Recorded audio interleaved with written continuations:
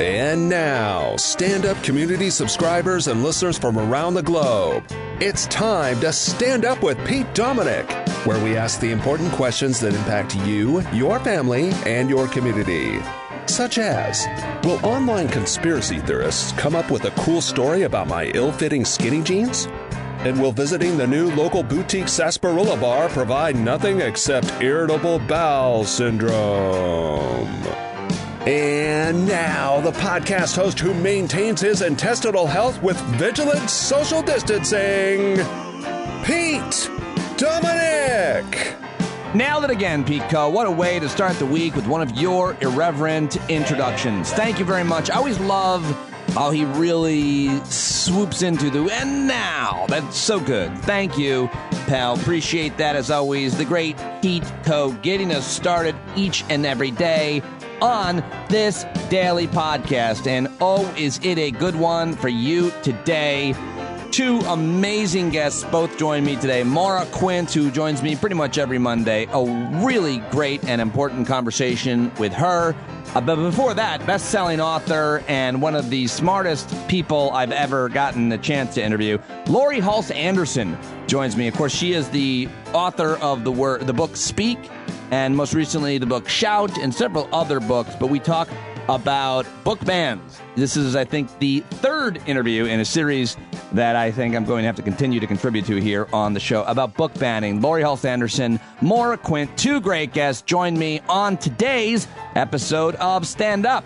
Folks, I hope you had a great weekend. I'm very happy to have you listening to the show, and I look forward to hearing from you as always. If you are a regular listener and aren't already a subscriber, what are you doing? You're missing out. Go to patreon.com/Pete Dominick or standupwithpete.com and sign up to support the show and become a member of our community right now, because this show is free, but it's not cheap. So please sign up and join us. Had a great weekend. Went into the city on Sunday with Val and saw Eric Siegel and his wife Lynn for brunch. Always great to see them. We had an ice storm that caked everything in ice, and I binged the new series Reacher on Amazon Prime because I'm a sucker for a show like that. Other than that, total slothola, did very little, and I think that's exactly what I needed to do for the first time in a while.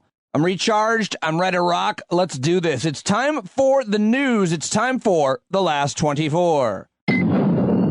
Well, lots happening and going on over the past few days. If you're paying attention to the news, if you weren't, I try to do it for you, give as much as I can here in the last 24 in the news dump with headlines. But real quick, huge job numbers on Friday. ISIS leader was killed by American Special Forces. Joe Rogan issued his second apology in about a week, this time for saying the N-word over and over in the past. And the Olympics have kicked off in China under a cloud of controversy, human rights violations, and more. But holy cow, let's start with those job numbers. The U.S. economy apparently added 467,000 jobs in January. A sign the spike in COVID cases wasn't enough to derail the recovery. Labor Department also said the job growth at the end of 2021 was significantly stronger than initially reported. President Biden celebrated by talking about it on Friday morning. This morning's report caps off my first year as president. And over that period, our economy created 6.6 million jobs. 6.6 million jobs. You can't remember another year when so many people went to work in this country. There's a reason. It never happened. Take a look at the chart. You can look at the last, all the way back to President Reagan. Look how many jobs we created in an average per month. This is, it's never happened before. And look, history's been made here. But it comes alongside the largest drop in unemployment rate in a single year on record. The largest reduction in childhood poverty ever recorded in a single year. And the strongest economic growth this country has seen in nearly 40 years. However, of course, as a result, you have record inflation, which hopefully is temporary. Also, the Fed may now raise interest rates because of the high employment rate. But let's listen to Christine Romans over on CNN, who I'll reach out to talk about this week. Overall, you put together the first 12 months of this Biden presidency, and it looks like it's the best job creation on record since we started counting those numbers from the Great Depression. Boom. Christine Roman's putting some perspective on it. And now even Maria Bartiromo, who is a huge Trump sycophant over on Fox Business, had Austin Goolsbee, who is a Democrat economic analyst, worked in the Obama administration, and more on. And listen to this. Because, Austin, you've been expecting that we would see a pretty good job showing. Your reaction to these numbers? You know, I thought it would be modest, and this is flat out awesome. And the thing is, this continues a trend. What I thought we were going to get is a disappointing number, and then our whole discussion would be about, well, it was Omicron, and maybe it doesn't mean the trend is over. But we got just a flat out great number that continues a multi-month trend of strong job market performance. And I think it's great. Look, if the Fed raises rates and we get back to normal sooner than we thought, that's a high class problem. That's where we want to be. And so I find this month to be encouraging. You don't want to make too much of any single month, but this isn't a single month. We've had multiple months with multi-hundred thousands job increases, and we've got labor force participation trending up with wages trending up. I think it's great. Yeah, it's great news for sure for work. All right, even Maria Bartiromo thinks it's great news for work. I cut her off. Go from economics to politics, and former Vice President Mike Pence on Friday went further than he's done before publicly in directly criticizing former President Donald Trump, rebuking him as wrong in his criticism of Pence's actions on January 6th. If you hadn't heard it, it's worth listening to. What does this mean? What does this signify? Is there a pivot away from Trump? Does it matter? Am I a full-grown man? How many more weeks of winter are there? What's wrong with me? President Trump said I had the right to overturn the election.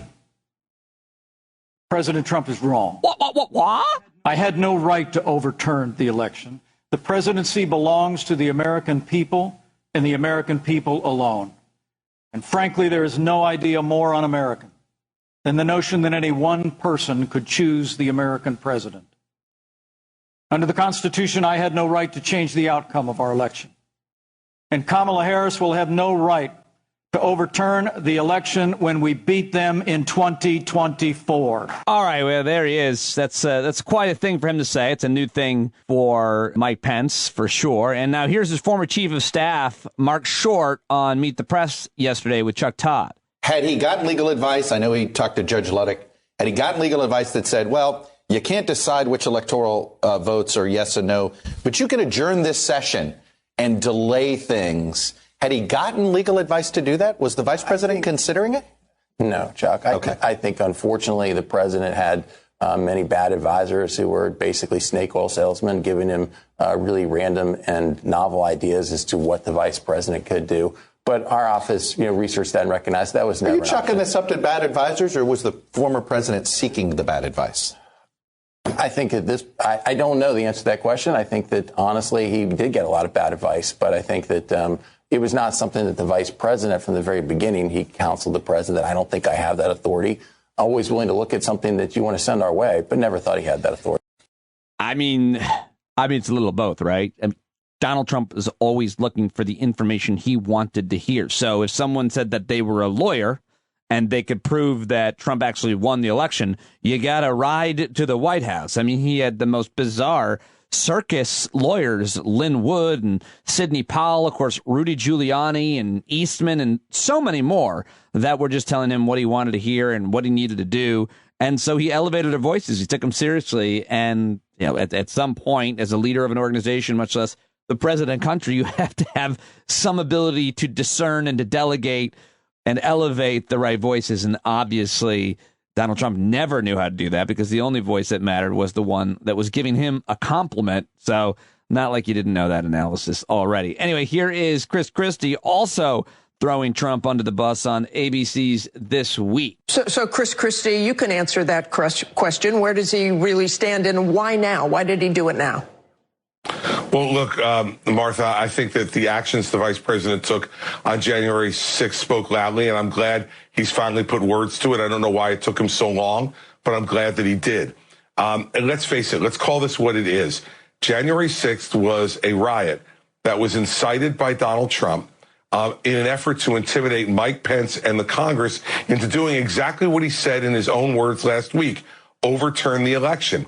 Now, he's tried to do a cleanup on aisle one here and correcting that stuff, but it's not going to change. He actually told the truth by accident.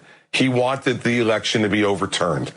Donald Trump did respond to what the vice president said, and I think it's kind of akin to the kid standing in the corner holding his breath.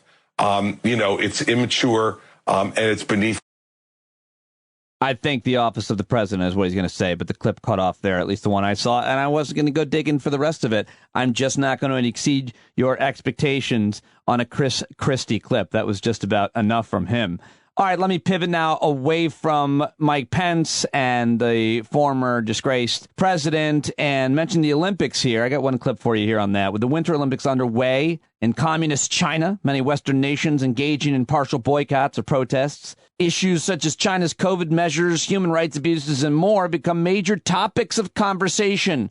According to Mediaite, where they say ESPN regular J.A. Adande thinks Americans have no room to criticize China. Here he is on ESPN's Around the Horn. This was just the kind of context and nuance I needed to hear for an explanation. But these games do take severity to a level entirely with genocide and human rights violations in the Tibet region and against Uyghurs in China. The International Olympic Committee chose Beijing while stating it is committed to human rights. Today's opening ceremony, which again you will see tonight, featured a lighting of the torch by two members of the Chinese Olympic team, one of which is Uyghur. J.A. Adane, as a fan and then as a reporter, how do you reconcile enjoying this competition while also considering everything I just said?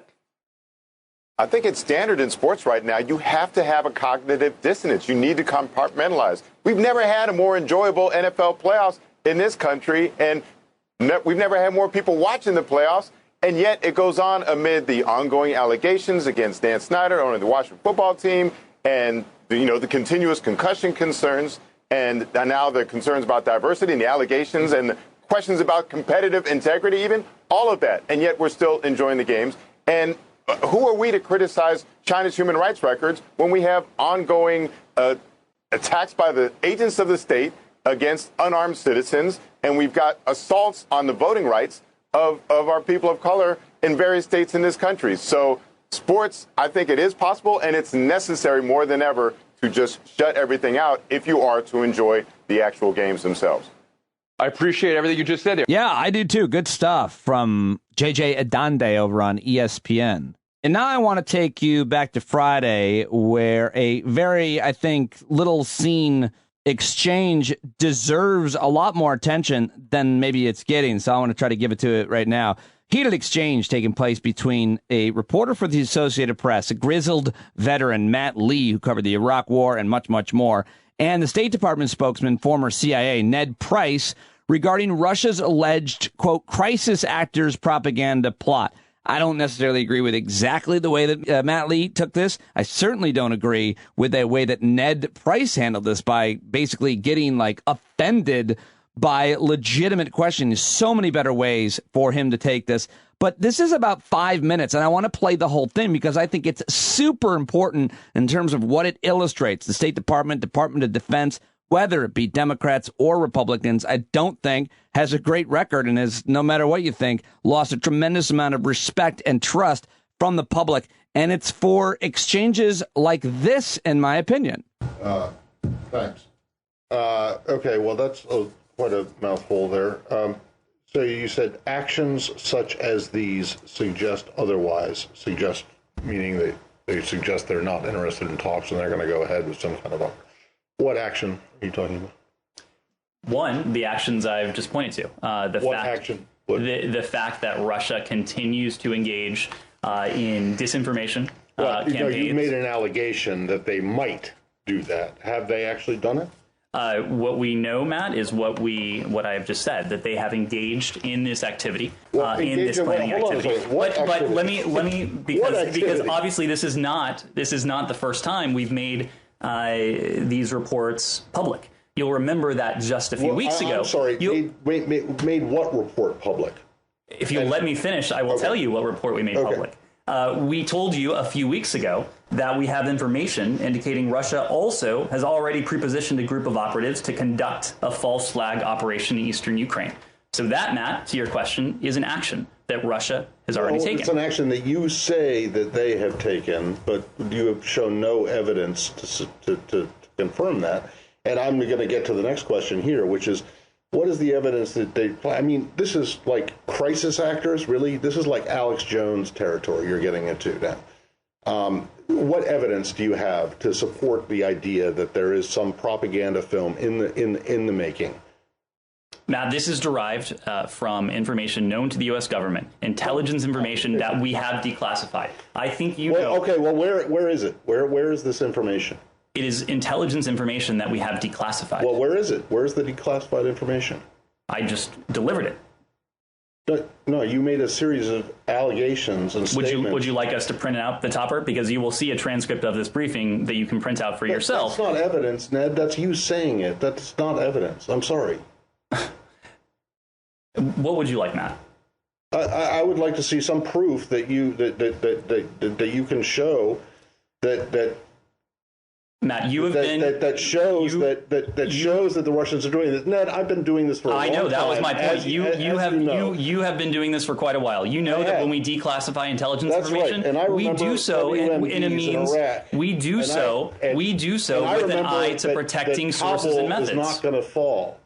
I remember a lot of things. So where is the declassified information other than you coming out here and saying? Matt, I'm sorry you don't like the format, but we have declassified. It's not the format; it's the content. I'm sorry you don't like the content. I'm sorry you are doubting the information that is in the possession of the U.S. government. No, what I'm telling you is that this is information that's available to us. We are making it available to you in order for a couple reasons. One is to attempt to deter the Russians from going ahead with this activity. Two, in the event we're not able to do that, in the event the Russians do go ahead with this, to make it clear as day, to lay bare the fact that this has always been an attempt on the part of the Russian Federation to fabricate a pretext. Yeah, but you don't have any evidence to back it up other than what you're saying. It's like you're saying, we think we have information the Russians may do this, but you won't tell us what the information is. And then when you're asked... That is the idea behind deterrence, Matt. That is the idea behind deterrence. And it is our hope that the Russians don't go forward with this. Is, you say, I just gave it to you. But that's not what... You seem not to understand... You seem not to understand the idea of deterrence. We are trying to deter the Russians from moving forward with this type of activity. That is why we're making it public today. If the Russians don't go forward with this, that is not... ipso facto, an indication that they never had plans to do so. But then it's unprovable. I mean, my God, what is the evidence that you have that suggests that the Russians are even planning this? Matt, I'm not saying that they're not, but you just come out and say this and expect us just to believe it without you showing a shred of evidence that it's actually true. Other than when I ask, or when anyone else asked, what's the information? You said, well, I just gave it to you, which was just you making a statement. Matt, you said yourself, you've been in this business for quite a long time. You know that when we make information, intelligence information public, we do so in a way that protects sensitive sources and methods. You also know that we declassify information only when we're confident in that information. If you doubt the credibility of the U.S. government, of the British government, of other governments, and want to find solace in information that the Russians are putting out, that is for you to do. I'm not asking what the Russian government is putting out, and what is it supposed to mean? All right. Well, I mean, I have a lot of thoughts about that. I wonder what you think about it, but I mean, I have sympathy for the government because they can't say how they get their intel. They don't want to reveal sources and methods, but they also have a pretty awful record when it comes to these very serious potential war issues. And former CIA and now State Department spokesman Ned Price, I think, just did a terrible job with that. I mean, the State Department spokesman doesn't seem to understand the difference between a claim and a fact. Evidentiary facts are used to give legitimacy to a claim, which then makes the claim true. I like that take I saw by, I forget who on Twitter. He's, confused and offended by the mere suggestion of producing any evidence to back his claim. And I think that's a problem. All right, so the other big story, unfolding over the weekend was that a video compilation was put out by some Twitter handle, some progressive lefty Twitter handle, where they grabbed tons of instances of Joe Rogan saying the N-word. Some of them were a little tiny context. Many of them were just a word, but it was dozens of times that he's used it on his podcast over the years. And while he hasn't used it in years, that doesn't necessarily matter. There's no context given at all here, but at this point, there's no context really that you can, I think, talk about it or say the word, I should say. Anyway, here is a little bit of his kind of apology, his second in a week. The last one was about misinformation on COVID and just being dumb and not responsible to some extent. And this one is about him saying the N-word. Again, this is just a clip from a longer video, but here is a little bit of it, and then I'll give you my comments on the other side. Hello, friends. I'm making this video to talk about the most regretful and shameful thing that I've ever had to talk about publicly. There's a video that's out that's a compilation of me saying the N-word.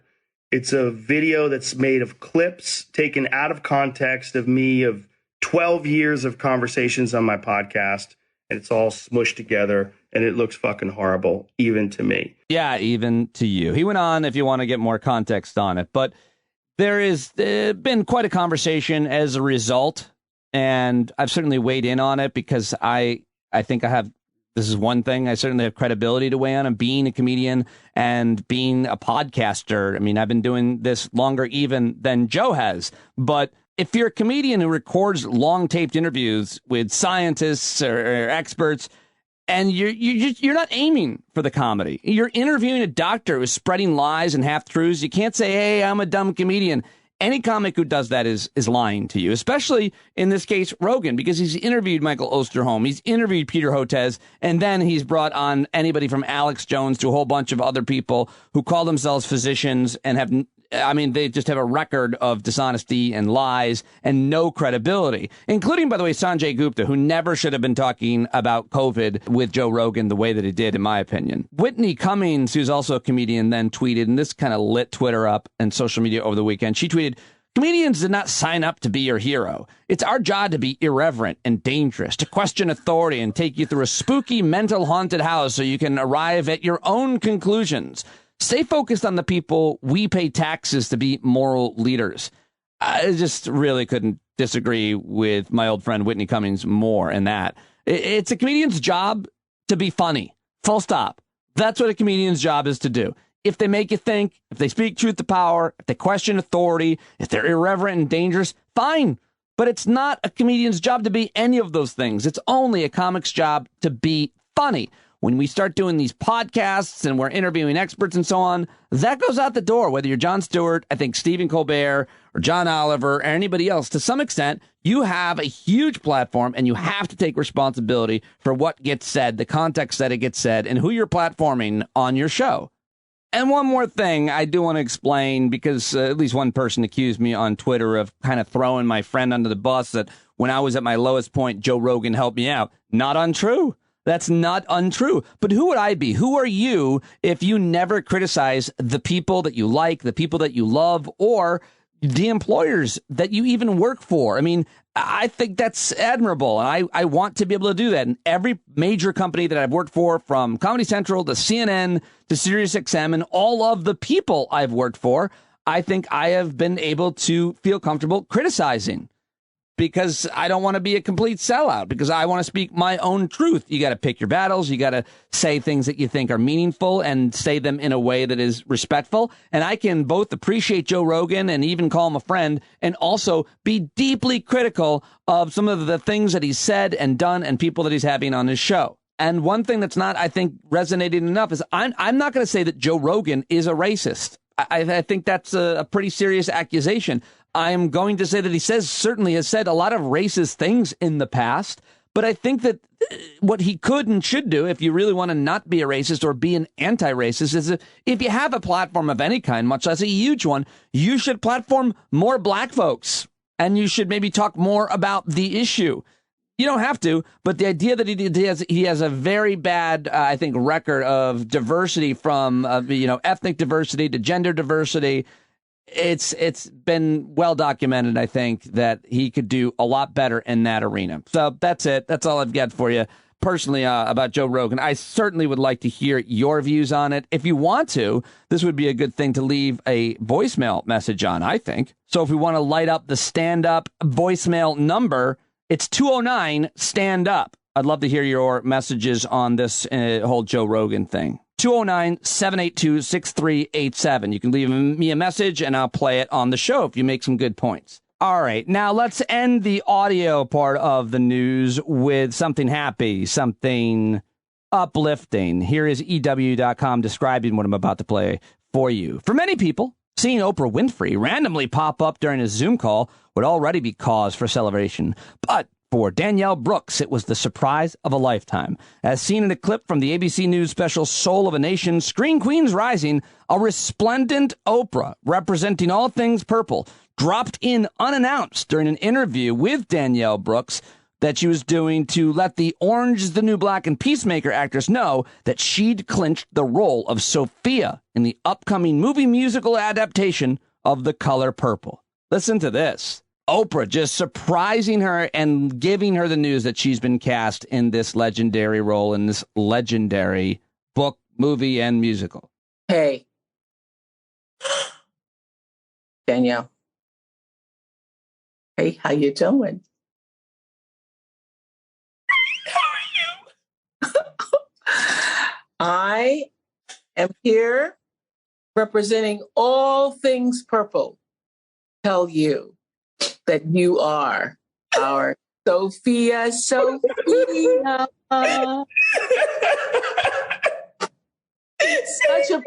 name. Sophia. Yes, it is.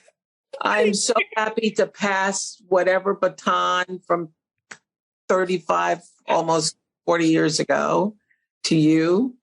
And I know you're going to kill it. There's more to that message if you want to watch it, but it just, I don't think it came across on audio. But that was wonderful and beautiful and moving, and I hope you appreciated that as much as I did and anybody else, I think, who sees it does. All right, well, that's all the audio I've got for you. There certainly was a lot more, but that's what I picked. So hopefully you appreciated it. Always send me the audio clips during the day. If you see anything on TV, hear anything on a podcast, YouTube, whatever it is, radio, send it over, and I'll try to get it on. standupwithpete@gmail.com. All right, now let's get to all of the rest of the headlines, rapid fire style. I call it a dump of news, a news dump. And the great voiceover actor and announcer for stand-up, Pete Coe, with a new jingle. Mountain lions roaming city council in a huff. They take precedence over housing for today's news dump. Yeah. Wow, wealthy California town cites mountain lion habitat to deny affordable housing. Wow, officials in Woodside, California, a mansion-filled tech entrepreneur enclave, claim wildcat land keeps them from building multi-unit homes. Very interesting story about what is going on in this wealthy San Francisco Bay Area suburb. Isn't that where you live, Mr. Moneybags Pete Coe? Man who sleeps on a Murphy bed. That's all right. Mine's a trundle. Okay, folks, lots to get to in today's news dump, including terrible shootings in Florida, but a bunch of shootings over the weekend in Florida that I saw in this ABC News headline, but one that was really upsetting. Argument leads to fatal shooting in checkout line of grocery.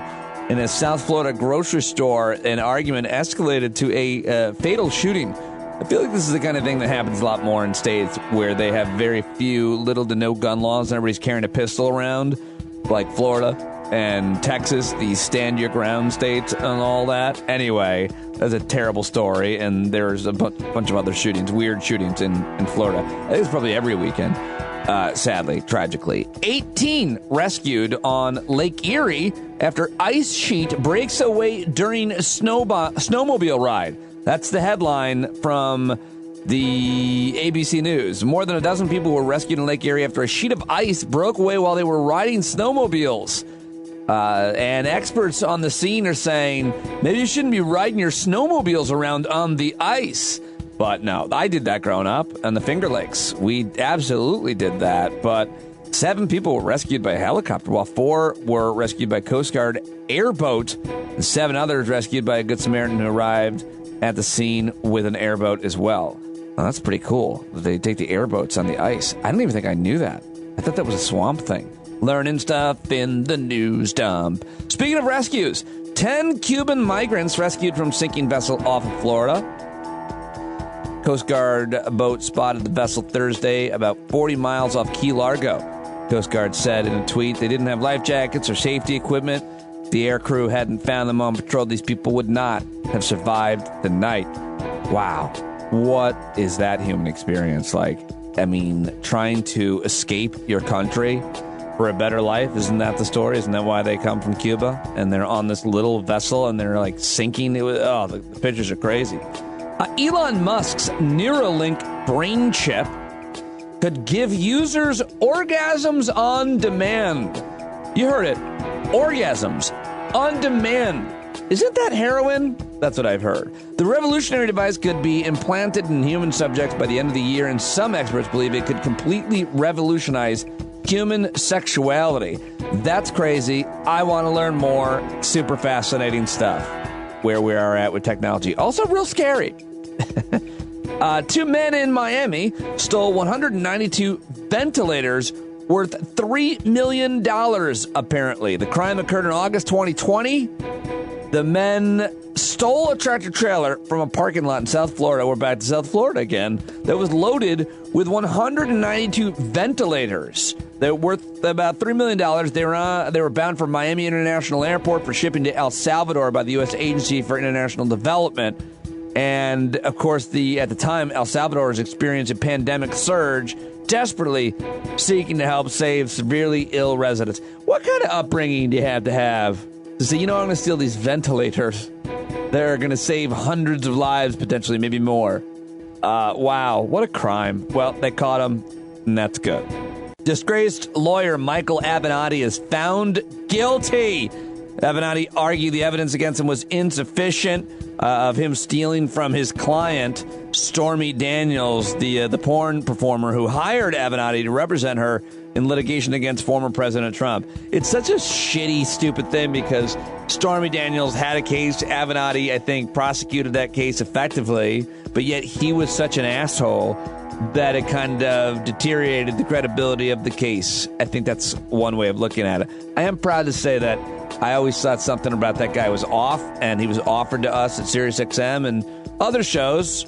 Colleagues of mine had him on, but I never did. I thought he was suspect. I thought his character and his behavior were a little suspect. I didn't love it, and we never wanted to have him on. All right, the Olympics opening ceremony TV ratings have tanked. They're down 43% from last Winter Games in 2018. I wonder why that is. Is it because of the whole China thing, that they're in China and people feel like they shouldn't be watching them, supporting them? I wonder what it is. Or is it just it would have happened no matter where they were? It wouldn't happen if they were in America or Canada. Come on. Huh? What do I know? Queen Elizabeth is marking her 70-year reign. Have you heard about this? The milestone puts the Queen, who's 95 years old, in rarefied company. Only 3 other monarchs are documented to have reigned for more than 70 years this weekend. 70 years ago, this weekend, a young English princess climbed into treetops, a remote game viewing lodge in Kenya built into the limbs of a fig tree overlooking an elephant watering hole. The next morning, she came down as a queen. And though she only learned of the death of her father, George VI, later that day. All right, well, I didn't read that very well, but Mark Landler in the New York Times over the weekend. I think this news dump is getting long, right? I still have more stories. The Ottawa mayor is declaring state of emergency amid anti-government protests. A 10-day demonstration by truckers and other protesters has ensnarled Canada's capital and led officials to warn that things could turn violent. That's scary. I got to look into that story and maybe learn about it on Monday. Meta, Facebook's parent company now, I guess they changed their name.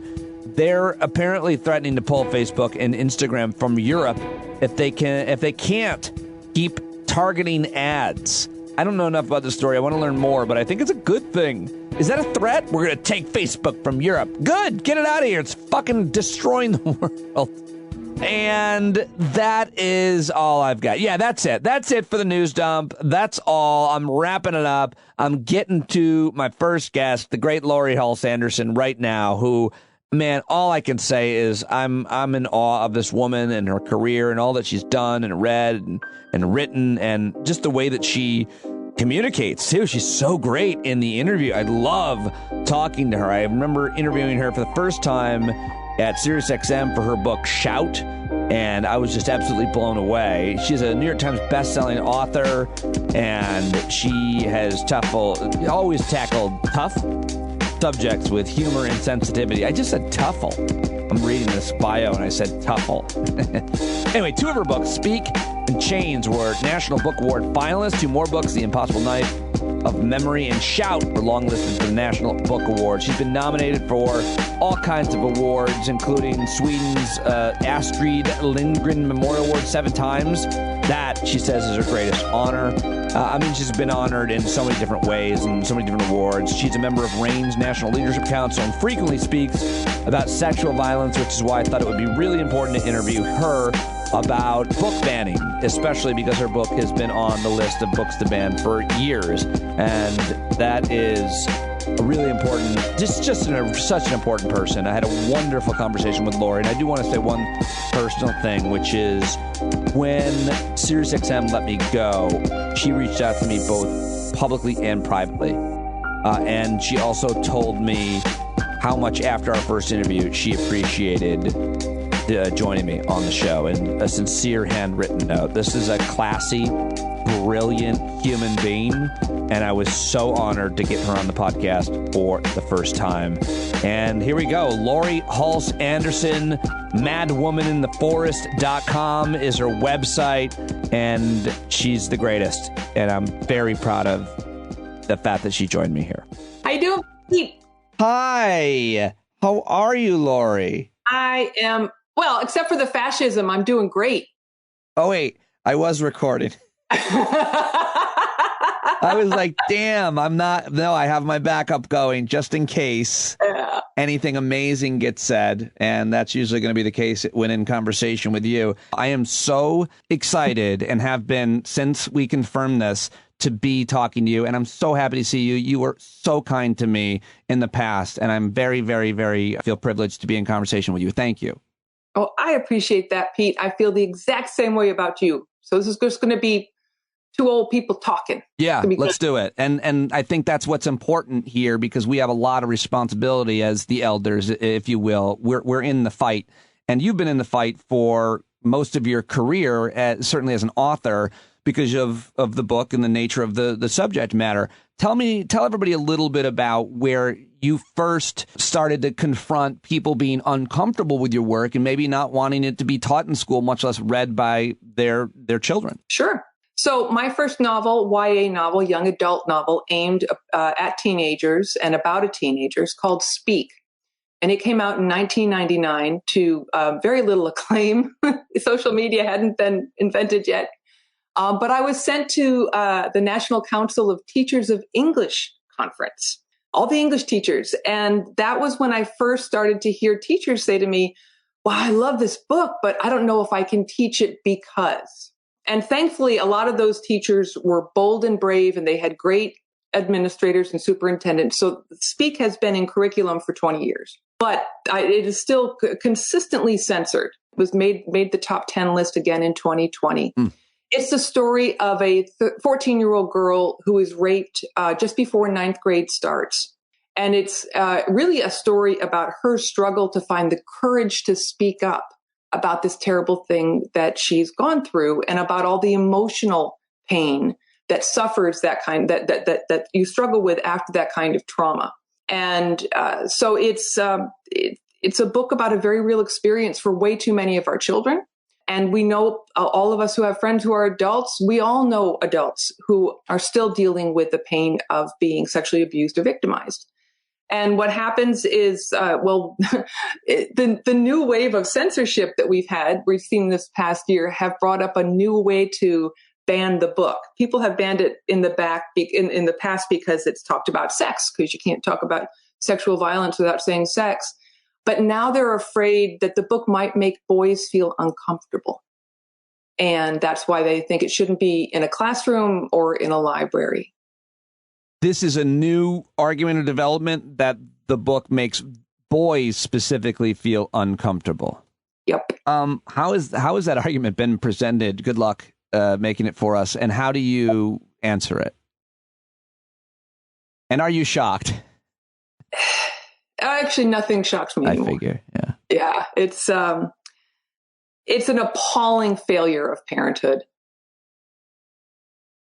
Why? Censorship has nothing to do. They keep on saying, "Oh, it's about the children. Got to protect the children."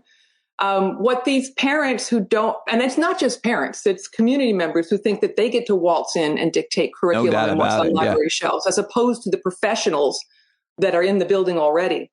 But they feel that they say, and they're using sex as they've weaponized sex in this conversation. Any book that has any kind of sexual content that makes them uncomfortable, the parents, which means LGBTQIA characters or authors, anything that's not cisgendered, that's not heterosexual, makes them uncomfortable.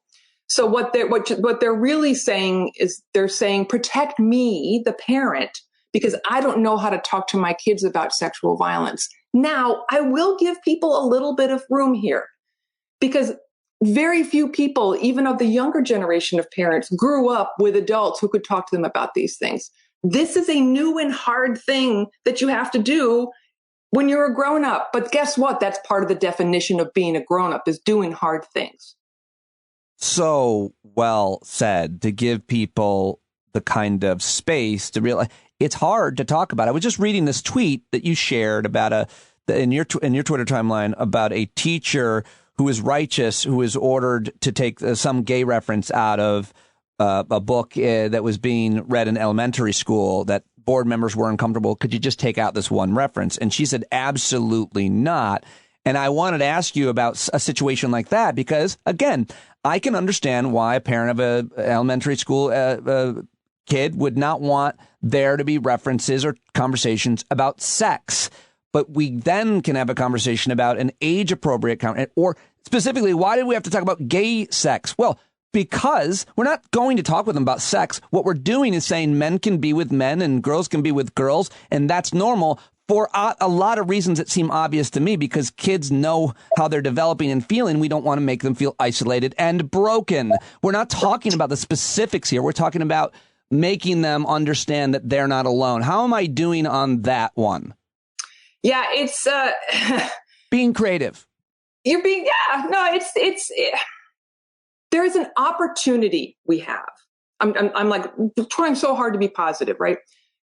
There's an opportunity that we have here. If we can, in the community of adults in America, recognize this and say, oh, it is so hard to be a parent. I hate these conversations. Oh gosh, my parents never said the word vagina to me. How can I say that to my son?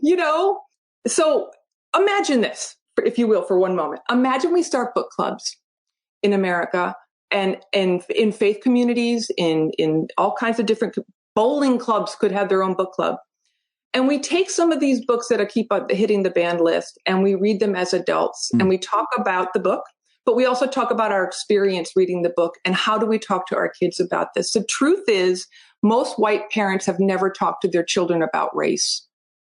The truth is, most boys only get a lecture about put a condom on it and don't get her pregnant. There's no discussion about the integrity of a relationship before any kind of sexual content. And so instead, our sons are learning about sex from unethically produced pornography, which is often violent and harmful. And then if the boys hurt somebody, and let's just say there that people who identify as female can certainly cause sexual harm to other people, but it's primarily men or people who identify as men who are sexual perpetrators. And when their son winds up getting jailed or arrested, it's too late then.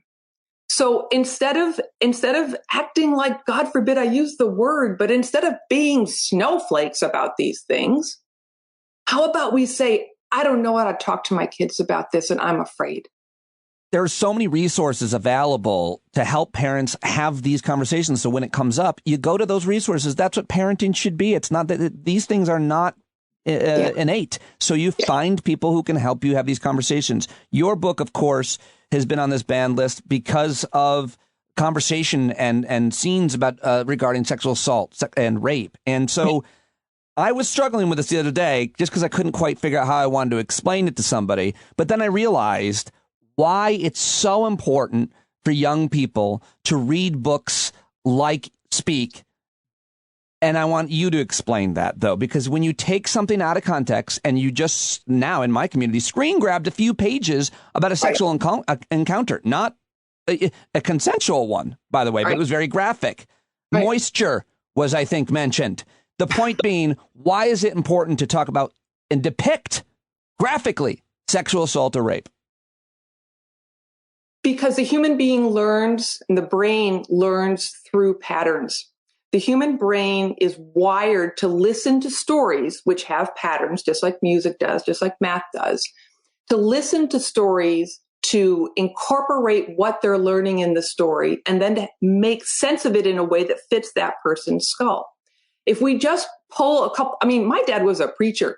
There's the lines I could pull from the Bible that would set your hair on fire, that have to do with people selling their daughters. So you don't pull lines out. You don't pull paragraphs out. You read the story because stories are how we communicate. We're human beings. And what some of the favorite responses I've had about Speak come from people who never really thought about it before.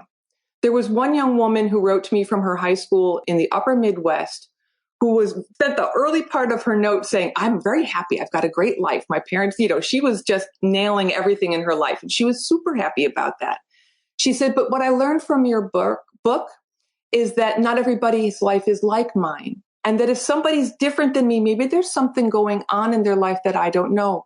And it made me think of this one girl in the cafeteria. She's kind of that, that weird girl. And she said, I sat and I had lunch with her one day. And we're nothing alike. She's very open. And she said, but as long as I'm in that school, she's never going to eat lunch alone again. I love it. I love it. And we find our humanity in stories. I'm going to quote you in an interview with you. I don't know if that's appropriate, but you said something to the effect of, I wrote it down, so I'm not sure if it's exact. Literature has always been the safe and traditional vehicle man has used to pass on morals and values. Speak to the kind of context of how that actually works now and throughout history, and why that hasn't changed, I think, even in our new era of technology and TikTok and sound bites and videos and porn. One of the things I love about TikTok is that it is such a wonderful method of telling stories. It is the best ones, at least the ones that I enjoy, are they're the beautiful. They're like short stories. And then like an Instagram Live is a long story. Right. It's a novel, sometimes way too long. Yes, this is how humanity passes on wisdom. If you look at any books from any faith community, you don't find lists of do's and don'ts. What you find are stories. And we tell these stories, and in faith community, there are centuries of experience of people interpreting them and sharing them and reading this story and seeing how does it apply to my life? And then you listen to somebody else and their interpretation of it. This is how we learn and grow. And when people go in and take books out of schools, like if a parent doesn't want their kid to read a book, I guess that's up to that family, right? No one's going to shove it down their throat. Good gosh. But if they go in and want to remove a book from a school district or a building or a classroom, they are stealing education.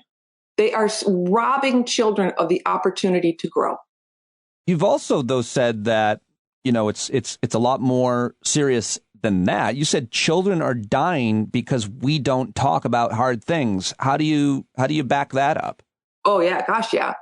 Because when you look at people who have been through trauma, whether that's trauma is sexual violence or it's bullying because you're gay, or it is just getting to the end of your emotional rope because you are a person of color and you're dealing with institutionalized racism day in and day out, or you're being bullied because you've got parents from different backgrounds. That kind of trauma is the thing that leads kids into drug use. That kind of trauma is the thing that triggers suicidal thoughts and behaviors. And we all know adults who are walking around. I call them they're the real Walking Dead. Adults who had, usually when adults are still struggling with substance abuse or those kinds of emotional unwellness issues as adults, the root of their pain is often in their childhood or their adolescence. Because something bad happened or something bad was consistently happening and they didn't have anybody to talk to about it. They didn't have people around them to see it and to support them. And we know that within the literature, because every YA author I know has gotten the same letters that I've gotten. And they're the notes that kids hand you when you show up at their school and you unfold them in your hotel room at night. And the note says, I thought I was the only one who felt this way. I spoke up because I read your book and now I'm seeing a therapist. I mean, to me, the argument about this entire issue is kind of made by you and those like you who have spent a certain amount of time discussing their work. In your case, I think it's over 20 years working almost specifically with adolescents in schools, with teachers, with experts who work on literature and with experts who understand child psychology, all of it. And when you mention the feedback that you get, I know you could fill hours and probably books of those notes because your book has sold over 8 million copies and been read probably by millions and millions of more as it gets handed down from class to class. So there's just so much a preponderance of evidence that this is working to keep kids safe. And there's, I would argue, a good amount of evidence that censoring this stuff does the opposite. How do we get over the kind of ideological divide, which does seem to start with a kind of more conservative, traditional, religious or biblical approach, not only in the U.S., but around the world, to where you and I seem to be on that spectrum and understanding the data and the importance of this? How do you convince folks that are already convinced that this stuff shouldn't be taught, it's not appropriate, and so on? How do we communicate to them? Well, what binds us together is the Constitution. America is an extraordinary experiment, and we're not over yet. We're not quite sure how it's going to wind up. Few months left. This country where we have such differences in our values and in the way we live our lives and what we think is right and wrong. And we come from such different places. We got here in so many different ways. And then there were people who were already here. So this echo chamber of politics, it can be overwhelming. But at the center of it is this extraordinary document called the Constitution that has some flexibility built into it. And at the First Amendment to that Constitution includes intellectual freedom, because our founders understood, because they had seen examples in particular of religious differences that tore nations apart. And they said, not here. Here you're going to be able to speak to power. Here you're going to be able to think what you want to think. Here you're going to be able to have your religion, even though it's different. And I think that if, we could also use, along with some parenting classes, we could use Constitution and American History 101. That would be a good start. But again, each family chooses for their own children. I have no problem with that. I worry sometimes in kids who are, for example, gay and they're in a home where that's okay, but that's tomorrow's conversation. Yeah. Right now, within a school, public education, there is a variety of books that are available. In a public library, there is a variety of books that are available. And if you don't like them, then don't read them. For your book, Speak, or your new book, which is out in paperback now, of poetry, Shout, which is so powerful, and how I first met you, and really, shook me in a way that I'll never forget, because it gave me so many perspectives that I didn't have. And that, I guess, is the point. How would you like such books? What is the best ideal way for them to be taught or discussed? Because often you hear people say, this is a liberal indoctrination, or any kind of indoctrination. This is the view of certain kind of parent or a certain kind of teacher or board.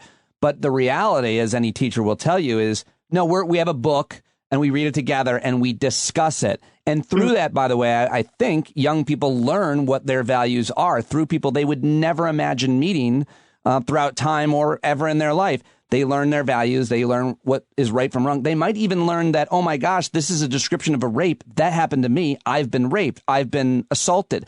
They learn so much. How do you think it's best for the book to be taught and discussed? Well, I think that one of the things that you see in English classes now, English literature, pedagogy, the way that people teach English class is different than it was when I was coming up. Right. First of all, they've got better books to read. I was never a fan of the Scarlet Letter. But there's not this insistence that everybody has to read chapter 3 tonight. And often in a class, what you have is that they give students choices, because when kids have agency and they get to choose what they're interested in, what they want to read, teachers will have a selection that they can choose from that are sometimes joined thematically. And so instead of doing that deep drill into, well, what was the character thinking on this page? It's what was this character feeling in your book and in your book. So there's room for choice. There's room for students to find that book that's really, really speaking to them. And the conversations, as I understand them, tend to be a little bit more elevated. It's not, we've gotten away from memorizing what color coat was she wearing in that chapter, which wasn't really useful. And, what motivated this character? What motivates people to do this action in these circumstances? And what do you think about that? Making space for kids to begin exploring themselves. Tell me one more anecdote about what you've heard from a young person from any of your work, and then I would love for you to maybe read from Shout. Yeah, I learned from boys about a decade ago that I had some growing to do, because I was traveling the country talking about Speak, and I kept on getting the same question from boys all over the country, all different kinds of schools, and they all asked me, Miss, I liked your book. It was less boring than the other books, but I didn't understand why she was so upset, because they're talking about the main character who's so traumatized. She's depressed. She's a mess. And these boys, they're so honest. I love talking to them. And they just honestly, I didn't get it, because the book is told from the main character's point of view. Right. And I finally wised up and started asking questions so I could better understand them. And they said, look, it wasn't a stranger in the bushes with a gun. It's a high school senior. He's kind of popular. The sex didn't take long. Why would she be so upset? That question, repeatedly asked, showed me how little our boys know and how we fail our sons as much as we fail our daughters when it comes to explaining that sex is not just two bodies thrown together and all, there is elements of spirit, there's elements of soul, there's elements of emotion. And that is an important part of any conversation with teenagers in particular. And about especially sex. now, because you've made this point over and over in other interviews and writing, especially now because porn makes it seem just like the sex is the sex. It's it. And they don't even know each other. It's almost like violence in movies when there's no consequences for the violence. You just move on as Keanu Reeves kills another 40 people. It's just sex and it's over. And what they don't realize, or what you wouldn't get in, is the nuance, all of the humanity that your books, that novels, that literature, or even like the poetry that I'm going to ask you to read, right? Like that is the problem. The porn creates an idea about what sex is, and it takes out all of the reality and humanity and the best parts. I was giving a lecture on consent in a high school in New Jersey, and this 11th grade boy raises his hand at the end and he says, okay, I get it. We have to ask. We have to be sober. We have to get informed consent. It's ongoing. I get all that, miss. Yeah. And he said, but they never do that in porn.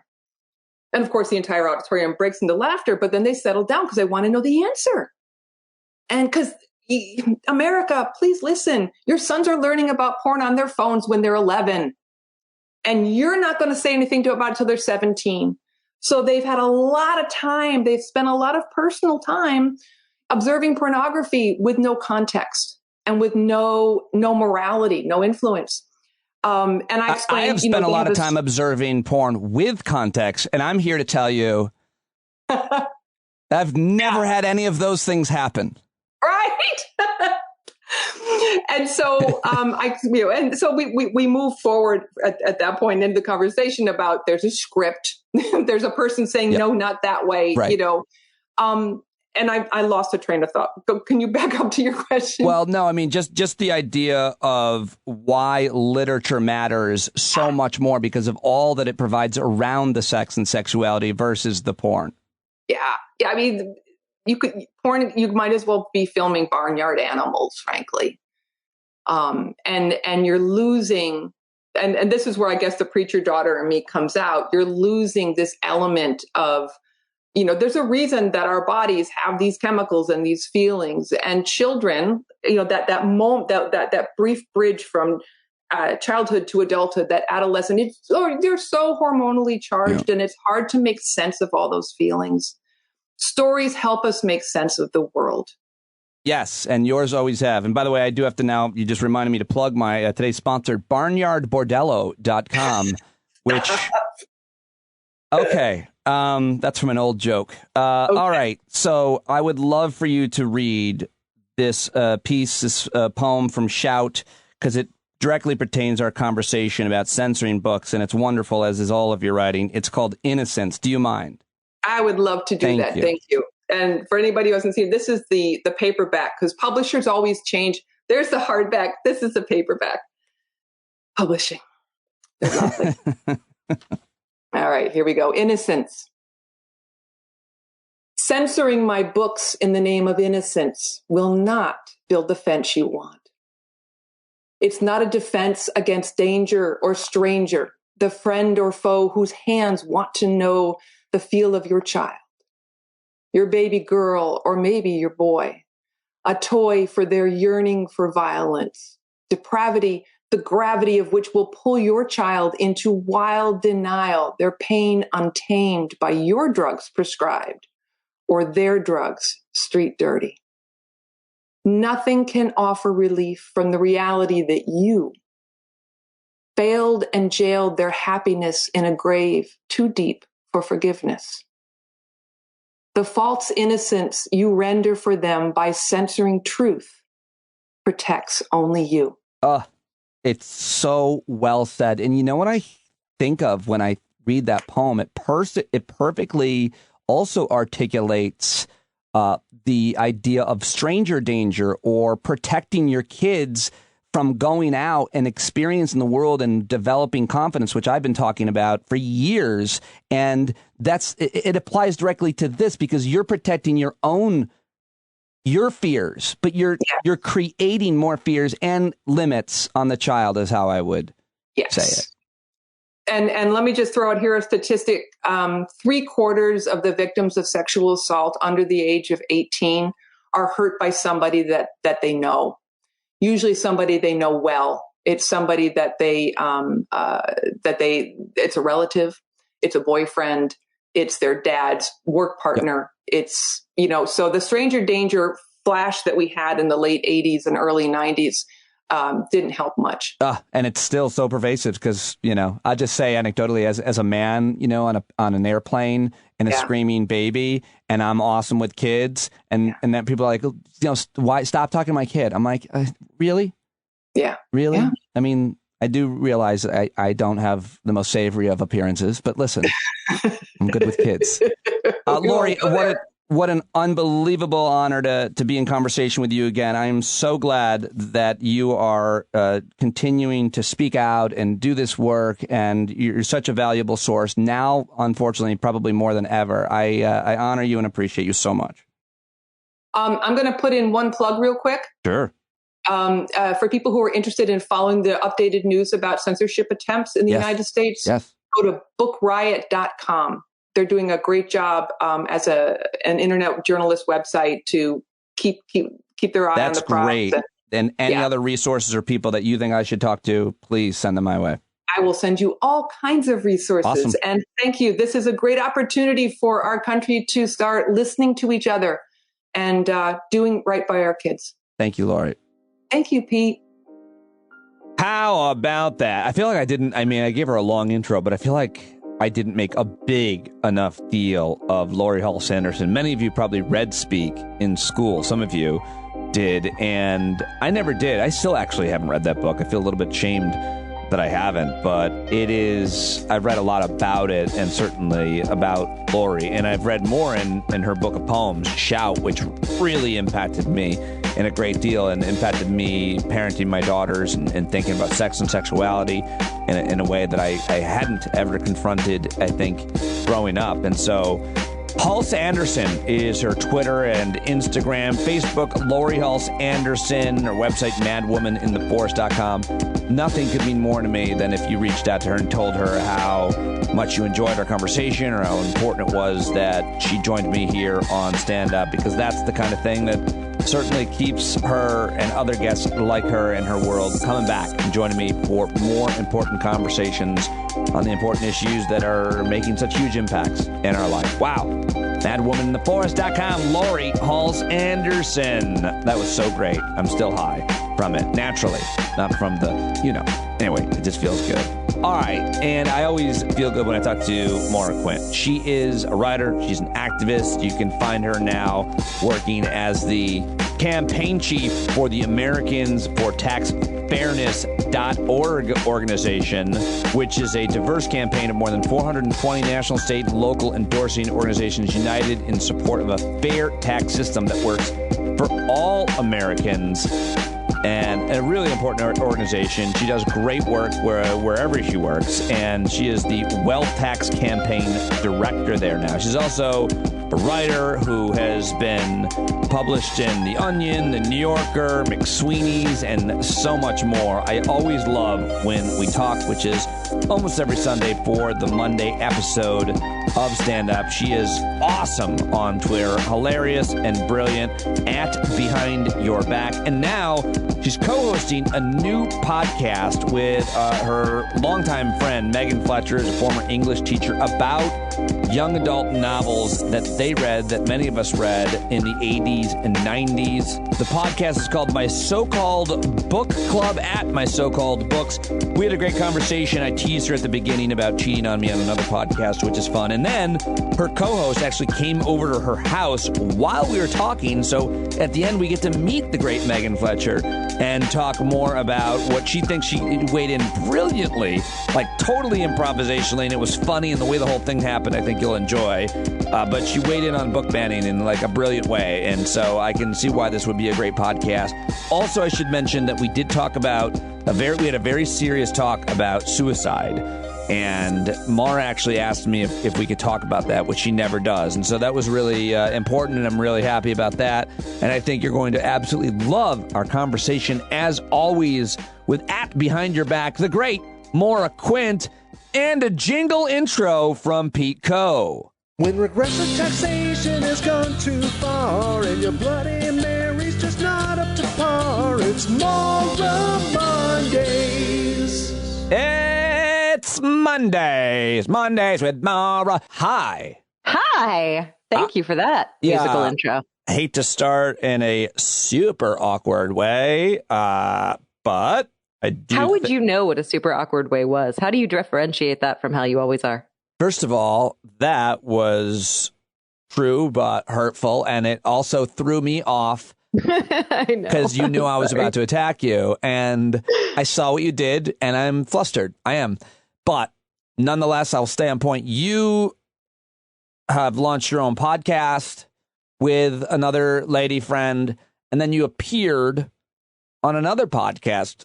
All of this happened last week, and I knew nothing about it, and I feel as though you're cheating on me. I am cheating on you. Yeah, this is actually how I was hoping you would find out about it live on it. Because this is like how I'm doing it in public, It's one of those, you don't want to be in the house with the door shut. You want to take that person out to lunch or record a podcast with them when they have to hear the news, because they have to comport themselves a little bit differently. This is my grand plan for how this was going to go down. If you're exclusive to me as a podcast partner, then what it means is I've walked in on you podcasting with someone else. And that's how it felt when I saw I've been podcasting with so many people. I've been podcasting with everyone. What? Why didn't you tell me? Well, I kind of thought you knew. I thought you might actually like it.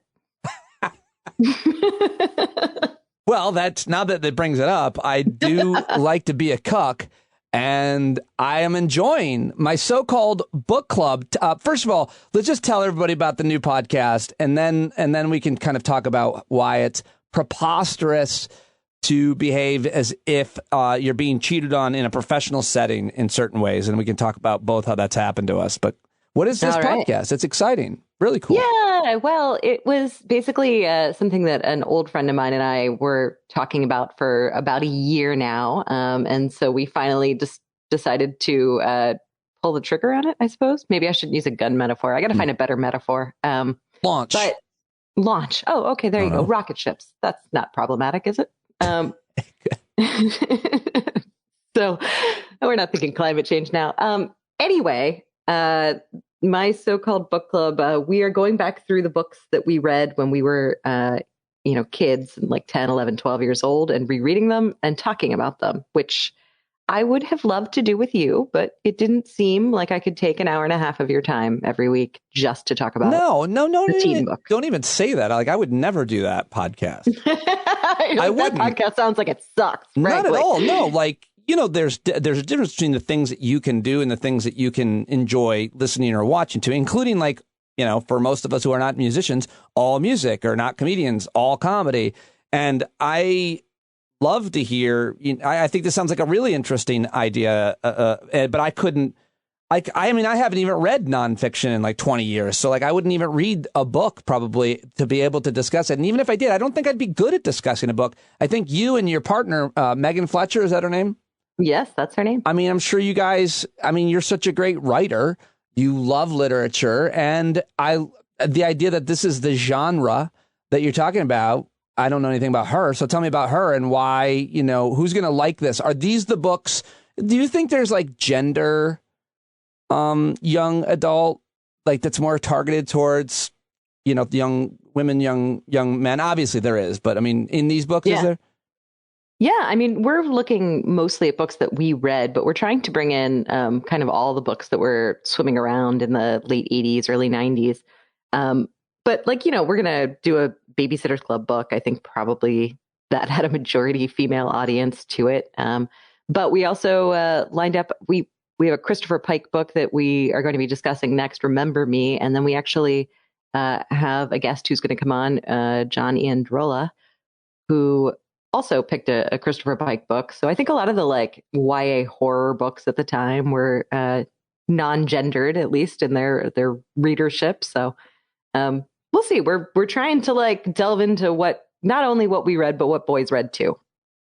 Or, I was going to say like, or people who were agendered or trans, but they existed. It just wasn't as loud at the time when we were in our late 80s and 90s. Everyone still had to hide all of that. So, they had to hide before you even get to, just their affection or interest in a book that wasn't traditionally for boys. I did. Yeah. I guess I didn't hide it. I was always, I didn't, people made fun of me for such a thing. I turned it around and destroyed. But there were books that I liked. I like books I think that girls liked probably. I don't know. I heard from a few like cisgendered straight men who have said that they had to like hide books, that they would read some of these books, but like they'd steal them from their sister, or they felt guilty or ashamed of it, which sucks. It just sucks. It must. Yeah, exactly. Whether it be books or toys or interests at all, but certainly books. Gosh. Yeah. It always felt like girls weren't going to ever be in the comic books when I was young. Never even considered that a girl would read a comic book when I was young. Yeah. Comic books weren't around my world either. Like girls weren't swapping it.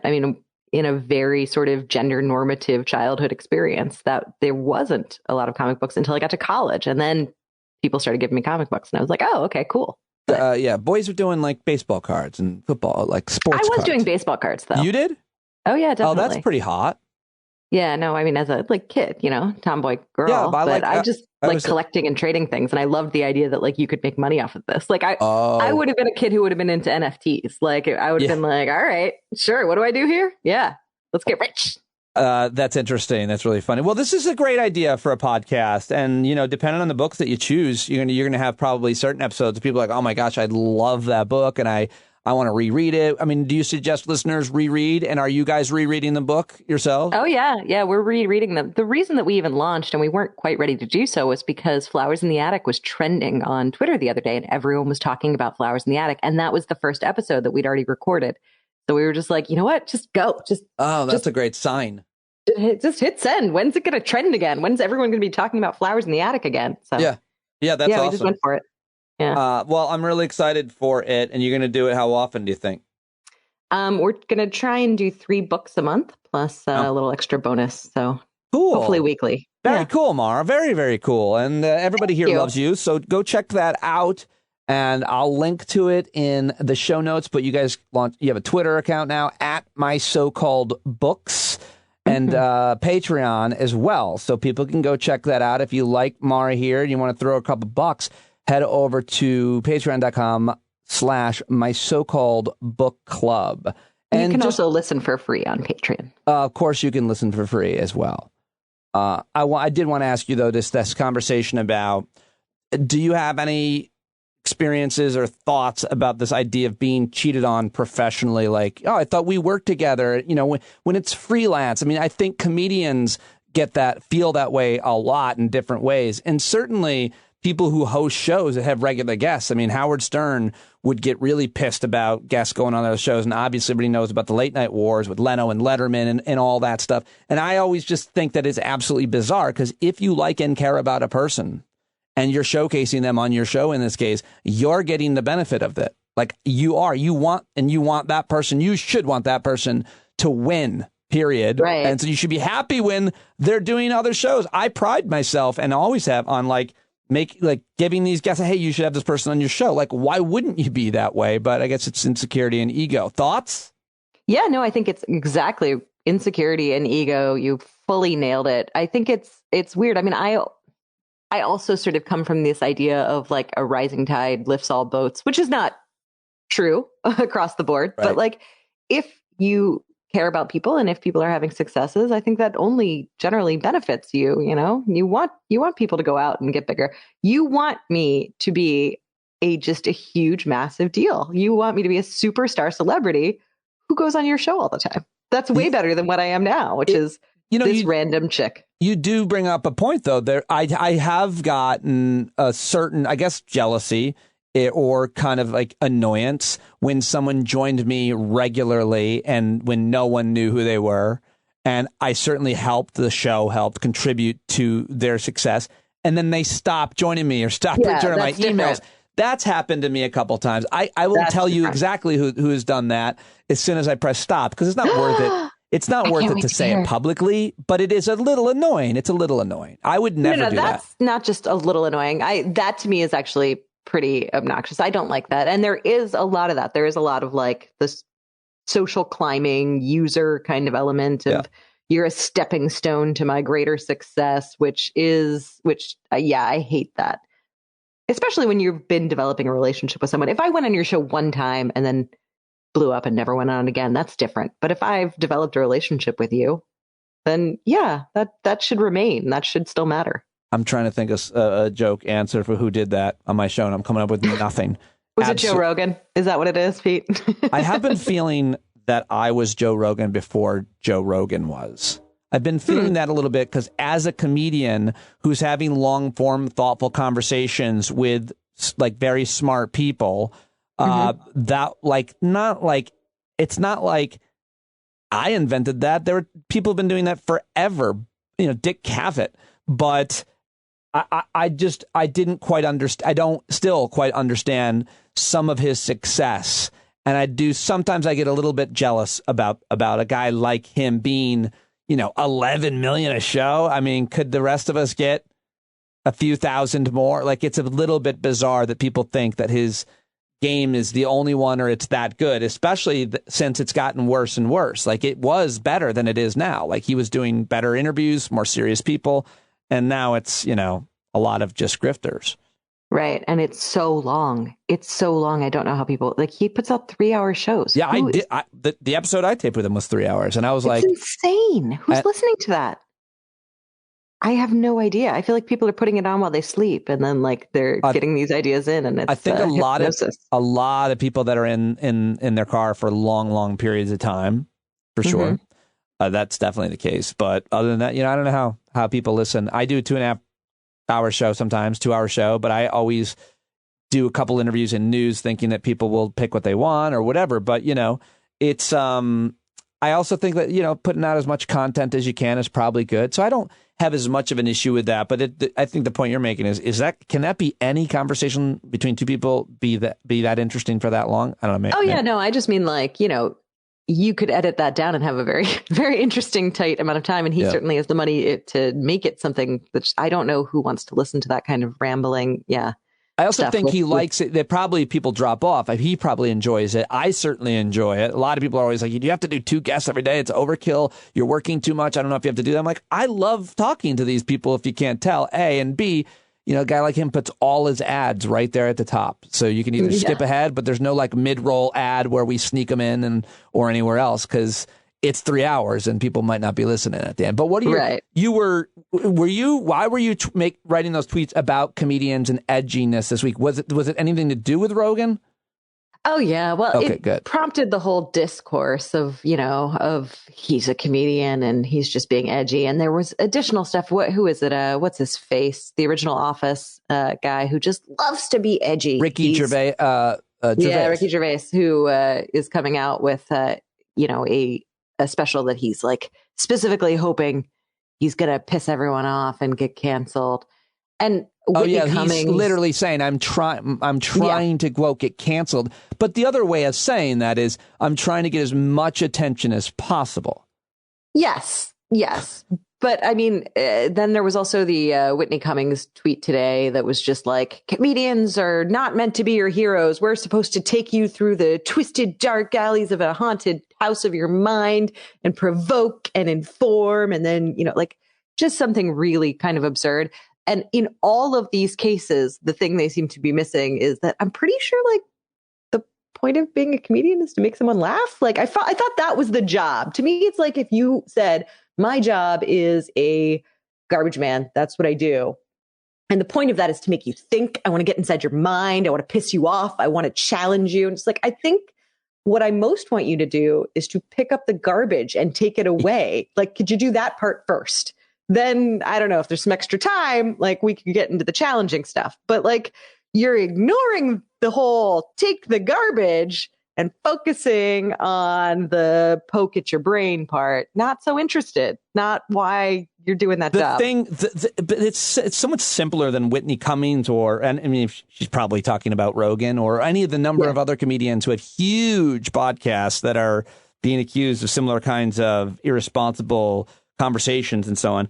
It's the most important point I think you already made. So that's number one. I thought you were supposed to be funny. Okay, well, I'm also a professional talker, and obviously I can speak directly to this. But the idea to me is, I think a lot of these comedians who have a kind of propensity towards social commentary, politics somehow, the bigger they get, the more they want to be taken seriously and known as a thinker. And I think you could even argue this to some extent about Carlin and now Chappelle, what he's doing, where they start to get away from the comedy in their specials, the and more into a ranting and kind of a soapbox. It's more serious. They're not even trying to be funny. But that mix, I think, confuses people. Granted, that's on a stage where it says comedy behind you, and this is podcast. But my final point, Maura, is if you have a huge platform, you have a choice of who you are going to interview. So he's interviewed all of the best experts, Peter Hotez, Michael Osterholm, when it comes to COVID. He knows the truth. And now he's interviewing grifters and conspiracy theorists. And he's the biggest game in town, and he's platforming kooks and cranks. That's not have anything to do with what Whitney said or any other comedian. That's just irresponsible. And anybody who knows anything about media, journalism knows that. You have a huge platform and you're giving it to these people. That's the problem. Yes, that is absolutely correct. And it's very frustrating, but, they continue to do it and then hide behind. There's a lot of hiding behind the comedian label that gets to me. Even when Jon Stewart or Colbert did it. And I watched it. I was literally on staff watching them do it. And I don't think John Oliver does. And I'm not saying that just because I'm working there now, but he's less likely to do it because his thing is really definitely journalistic. Yeah. But go ahead. That's I interrupted you. No. I mean, there's a difference, I think. Well, first of all, there's no test you need to take. There's no degree where you get to go I have achieved comedian status. That is who I am. You just can walk out at any time and say, yeah, I'm a comedian. Right. No one can prove you wrong or right. And it means any number of things, right? Like, does that mean you went to one open mic one time? Does it mean that you're touring and you have a TV show? Like, it could mean anything. There's no defined element of what it means to be a comedian. And at any time, you can be telling a joke. But people who want to give themselves the label of comedian like to use this kind of anytime I think I'm going to have consequences for my actions, I'm now going to label that retrospectively a joke. And that's where it's just absolute bullshit. You can joke about anything, but it needs to actually be a joke. Like you can go for it. Go for any topic. But now your point is to make someone laugh. It needs to be funny. You don't get to just say any random fucking bullshit and go, I'm a comedian and it's a joke. No, it wasn't. Shut up. By the way, I think you become a comedian when other comedians decide you. It's like you're a made man or woman. It's a mafia thing, and you've done it thousands of times, and you've done all these shitty gigs and all the horrible things. Now you're a comedian, but those are the rules that I think comedians generally think of. By the way, it doesn't even mean that you're funny. So, but I think that yours is obviously the better point of saying, oh, I'm hiding behind that. The other thing though is comedians think that they're somehow speaking truth to power and they're somehow edgier and they can sniff out the truth more than a journalist or a scientist. And that's fucking stupid. Mm-hmm. It absolutely is. It's also, it's just dumb across the board for anyone. I mean, it's like if your dentist just came up and shook your hand and then you're like, okay, hello. And then they gave you a kiss on the cheek and stuff. And you're just like, all right, well, I'm uncomfortable with you being this close to me. And they're like, no, I'm a dentist. It's like that. Well, so, but so, that's. What happened with you and this dentist? This is a safe space. I don't know. Your teeth are very white. I guess that's what is encouraging me here. That's why you went with dentist. Is that why you also went with garbage man earlier too, though? Be honest. God damn it. You weren't supposed to make that connection. I totally look like a garbage man. I do. I feel like garbage men are bald a lot. Okay. So moving on past, or do we move on past Rogan? Did you see the N-word compilation? I didn't see the N-word compilation. I didn't watch it. I say see it and show it to your kids. I did. I showed it to the girls. I was like, here you go. Just so that they would be put off Rogan, or because you were, I actually explained to them that obviously that word should never be uttered in any context. And I want to get your point of view on one thing, but I also used it as a way to show them how things out of context, it could make anything. But it was enough context. Even he admitted it in his apology video now, which he's done too, Mr. I Never Apologize. All these, right-wing comedians would never apologize to cancel culture or you're the worst. And now people are coming after Rogan, criticizing him for, doing this. But so I think there's that. That's an important. But the question was, I did see somebody make a point about, well, what about Django Unchained and Leonardo DiCaprio saying the N-word over and over? And I think that's different. I think in a script, he's in a script saying it in the movie. He's his character. Yes, is saying his character is terrible thing. Yep. I'd say that's different. I mean, unless the point of your movie is that we have this is a movie that's being funded by white supremacists and it's meant to persuade. I didn't see Django Unchained, but my understanding was that was not the point of that movie. No. It was the point of making slavery seem as probably real and as ugly as it possibly could, not unlike, the rest of his work, I suppose. Yeah, no, not to, go with the thing where everything's about World War II, but someone someone can play Hitler. You can play Hitler in a movie about Hitler. It's okay. Like, that's allowed. You're getting me excited with your permission. Can't wait. I just wanted to, but you've got a mustache, you know, you could like shave it in there. You could do it. I might have done that in my own time and then shaved it off real quick and then called it a Charlie Chaplin, but that's neither here nor there. Those pictures don't exist. But but you're saying the difference is when you're in a conversation of any sort and you talk about it, much less you're recording that conversation for your podcast, your YouTube channel, never acceptable at this point in time. And if it's scripted or it's in Mark Twain, then that's different. You still don't want to utter it if you're reading it in class, I suppose, or, you know, but it's different if it's scripted and it's making the point using the word. It's, you know, this is one of those things where I feel like people tend to get in these like pretzels and nuances and stuff. And I mean, it's like pretty clear rule. If you're white, don't say the word.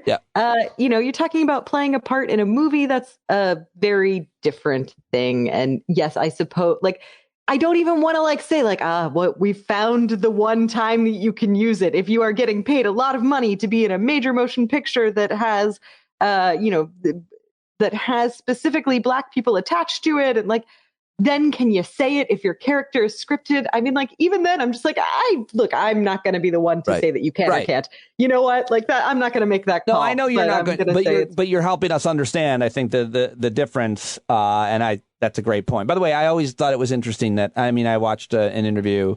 I like that movie. I don't like most of Quentin Tarantino stuff, but I like that movie and Inglourious Bastards. And he, I hate Inglourious Bastards so much. All right, go on. Oh, really? Sorry. I really do. I hate it. Because I don't like that kind, like, it does not appeal to me. So, you know, I'm not saying it's a bad movie, but it does not appeal to me, that kind of like fantasy of, to me, it's like historical fiction, is it maybe? I don't mind historical fiction. I did not enjoy that particular, like, what if the Jews won World War II kind of historical fiction. Maybe it's just a subject that's too close to me or too dear to me. And there, you know, was enough bravery, but also enough horror. It just was not an enjoyable thing for me to watch. And I don't know what I was supposed to get out of it. I completely understand that point of view. I think my view on it, this is why I never talk about literature or movies, because I'm not really good at it and I can't go deep. I'm not deep on this stuff. I'm really not I'm not good at explaining my feelings or plots or character development, any of that stuff. But I love Brad Pitt and Christopher, what's his name, Waltz? Yeah. Those great. two actors, I mean, Brad, the character he plays in that movie, and Christopher Waltz in anything, and frankly, Brad Pitt in anything. I'm a huge Brad Pitt fan. I'm not going to lie to you. That's fair. So that's it. That's like more than anything else, what I liked. And I think Michael Fassbender's in that, and I'm gay for him. Okay. All right. Yeah. I don't think that's really a thing, but that's fine. You can like him very much. Being gay for someone. I don't think you're allowed to pick one person. I don't think that's how that works. Well, yeah, it is. Actually. Oh, okay. Yeah, Never it's mind. called. Sorry. I'm LGBTIQ Fassbender. I see. I lost track of the letters after IA. That was where it left off for me. I didn't realize there was a whole other alphabet. And I could probably add a couple more, like our plumber and Michael B. Jordan. So anyway, I want to talk to you though also about, there was the Joe Rogan thing. Then there was two more things I want to talk to you about. One is, are you Olympic watching with your sons alone? Do you have views on the Olympics? Do you have a relationship in any way with the Olympics? I like the Olympics. I watched the opening ceremony with my sons. I was not sure geopolitically if I was like supposed to do that or not, but we did. We watched all the countries walk out because this was kind of the first year that they could really understand it and appreciate it a little bit. So, and I love that. I love seeing like young people who are just at the like peak of their life. Everything they've done to this moment has got them to this place. And I love their excitement and their joy. And I totally revel in that. So I watched that. And then after that, no, I haven't seen a thing. I haven't watched a single part of it. I like watching skiing. So maybe I'll get to check some of that out. I love watching women in sports, especially the Olympics. I like the for the kind of the same reason you like the opening ceremony there. They worked their whole life, But I think the women, it's less traditional that they were going to take that path. And there's been so many more sports introduced, especially like snowboarding, where there's almost like a gender equity with the snowboarding, because women have been that was introduced when women were far more involved in getting involved in sports. It was an interesting time, like in the early 90s, I think. And I really like that kind of like, I like any kind of minority, someone overcoming obstacles, but just the idea of female athletes. Plus, I do think a lot of them are very attractive. I love that you're like coming at this from like this sort of like Montgomery Burns, like 1920s. Did you know that women they've been participating in these sporting activities. They've picked up a ball sometimes. It's wonderful to see. Well, there's a lot to what I said, though, right? I'm not just like your women, as we were talking about earlier with comic books. They weren't playing sport. There weren't even as many women's sports teams as there were men's sports teams. So, and especially Olympians at a higher level, and they've gotten so much better and better. I mean, I like the stories where it used to be Bob Costas, whoever it is now. They pick the profile that they've overcome, but sometimes it's like some gender or minority status sometimes. But I always like that kind of thing. And I feel like in general, you think of Olympic sports, you think of the men a lot. And in the last certainly 20 years, there's been women are been probably equal, if not more, bigger stars.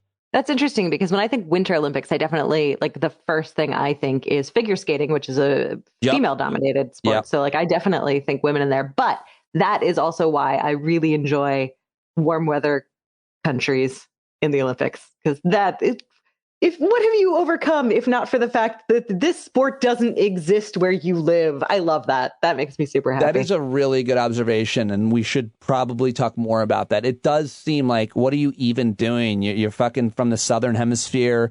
Why are you even here at the Winter Olympics? You have no right.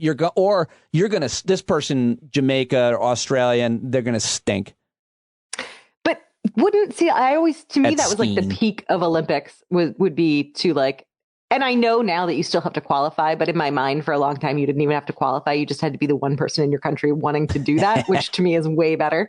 Because then you can just show up and be the person who's like, this is your second time on skis, but you're in the like downhill competition. I really like that. It makes me super happy. But apparently you do still have to qualify. So you still have to be really good at it. But you're probably going to be the least good. You actually don't, by that set of that standard, you actually don't even have to be. We could just imagine that you're going to be the best Australian skier. I guess they have some skiing in Australia. I should think of something more. Jamaican skier. And so they just send them. They just assume it, and then they've never even done it. And it's like, all right, now in the gate from Jamaica, and this guy's terrified because he's at the top of a mountain on skis. Right. Oh gosh, and like the jumps and things. I mean, I don't want anyone to kill themselves, but I do think he just goes flying down and launches. In general, I've seen people say this before, and I'm fully on board with the fact that they should have for every Olympic sport just like one normal person also doing that particular thing. Like just put a middle-aged dad in the like 100-yard dash kind of thing, like just like. Or 100 meter, I guess, but whatever, like just put him in there. Just give the rest of us at home some context for how amazing these people are. We need to watch someone fail. Oh, good.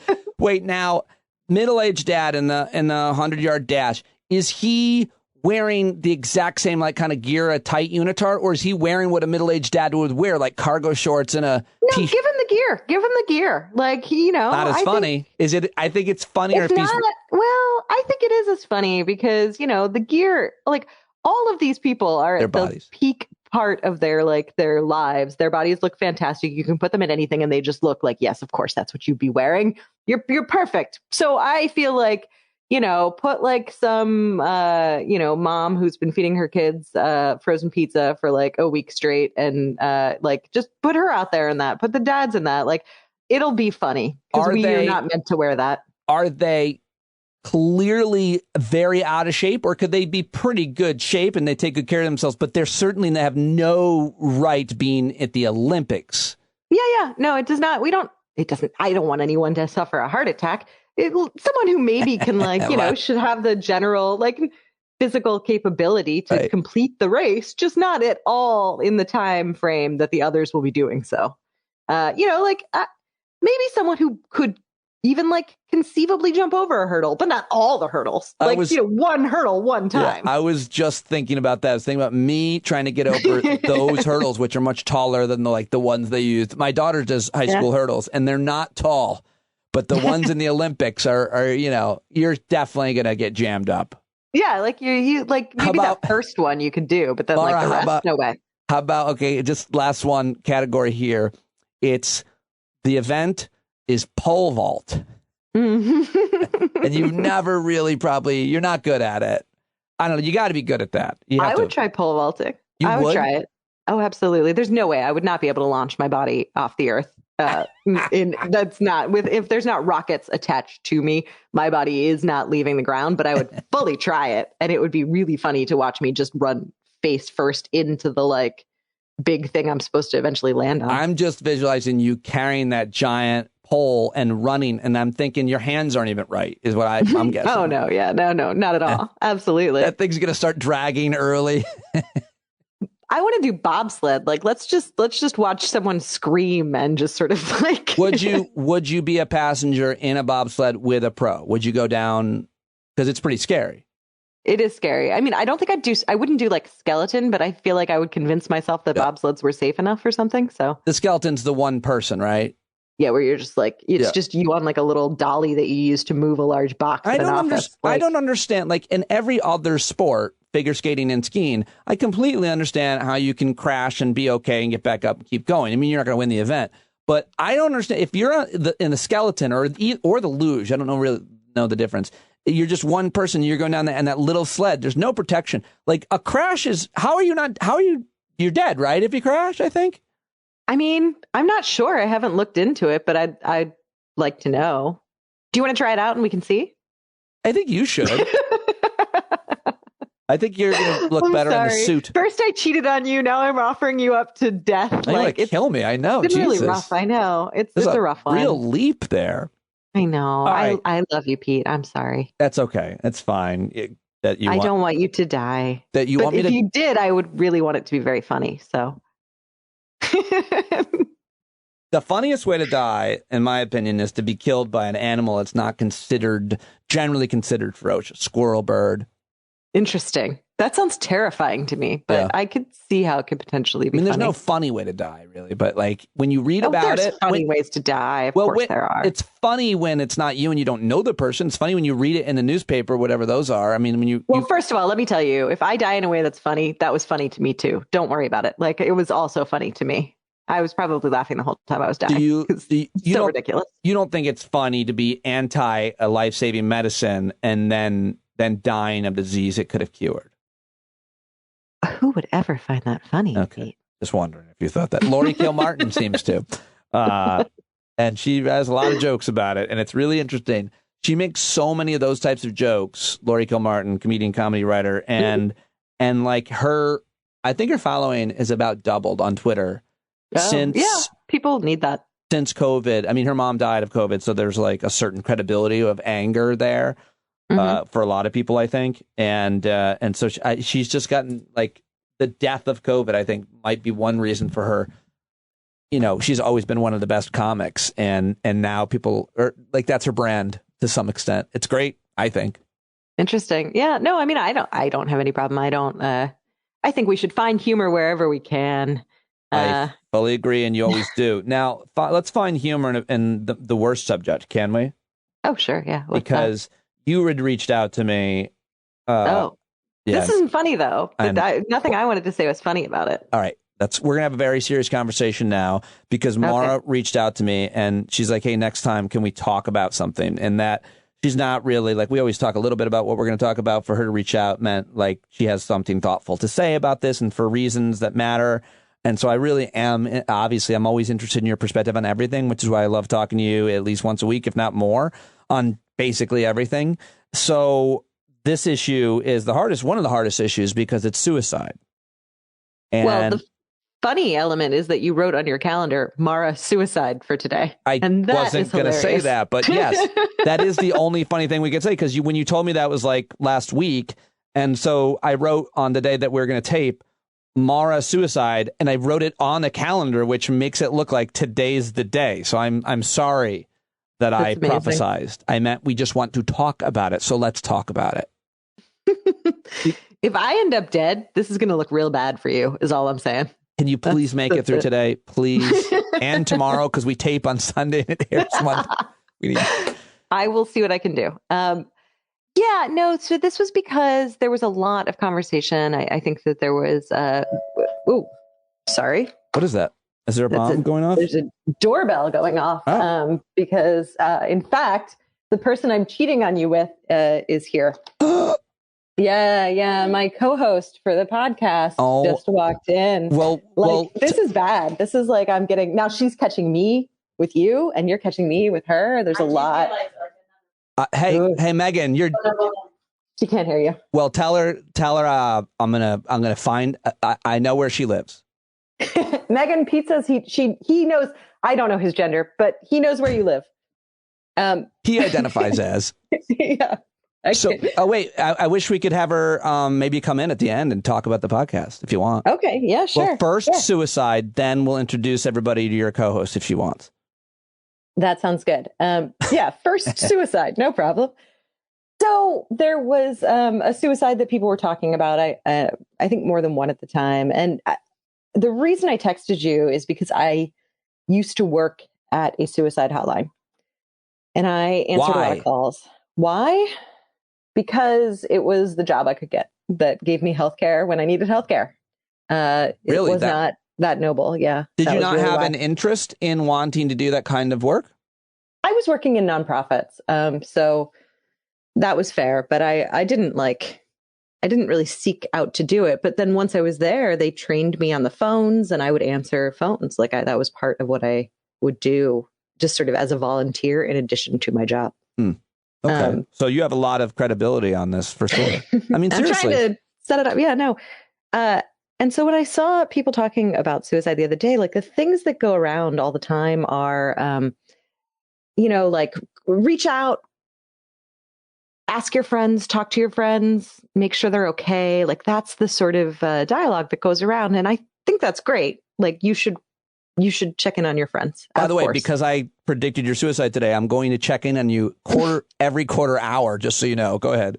I'm very excited. I'm going to line up a lot of shit to say to you. So please do. So that discourse goes around of you could save a life. And that's why I was like, you know what? I want to talk to Pete about this because I want to say it somewhere publicly. Because it starts to get to me because there are people walking around whose loved ones or friends or family members have killed themselves. Mm-hmm. And that sort of constant dialogue of you have to reach out. It's on you could have saved them is, I think, a really terrible thing to walk around feeling or thinking. You're probably going to have that thought anyway. You're going to have that sort of intrusive thought of what could I have done? What should I have done? How did I fail here? Because we do that when we care about someone. We internalize this feeling, this guilt, this sense that we somehow are the reason. And one of the first things we learned while working for this, hotline is basically that once people have called a suicide hotline, they're far less likely to kill themselves because they're asking for help. Their part of their brain does not want to die. They are trying not to die. People who that part of their brain has turned off, that desire to live has gone away in their brains, they just do it. There's not anything to stop. There's not a moment.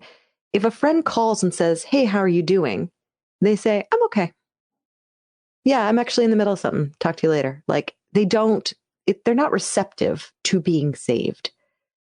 They then go about their plan and they commit suicide. Now, obviously, this is not universal. Obviously, there are lots of different ways that people can take their own lives and stuff. But that is the more typical route. People who are going to kill themselves are just going, especially adults, children a little bit different, but at the adult level, They are just going to do it. There's not some magic thing you could have done to stop it.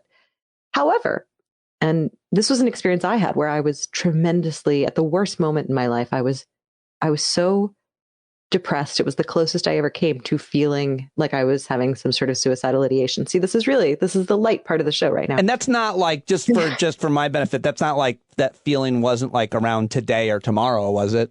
This was many years ago. Okay, good. But I was supposed to go meet my family at the shore, which was 4 hours away. And I had to work, so I was supposed to meet them. And I had this overwhelming sense that if I get in the car, I'm going to swerve into oncoming traffic. I'm just going to do it. I'm going to do it. I don't think I'm capable of stopping myself from doing that. So I said to myself, like, just sit here, just sit in this chair until that feeling passes. Don't get in the car while you feel like this. I sat in the chair for 2 days straight. It is the closest I've ever come to having like a suicidal ideation. I didn't tell anyone. Like the people my family just thinks I was a complete flake. They, to this day, don't really know why I didn't show up.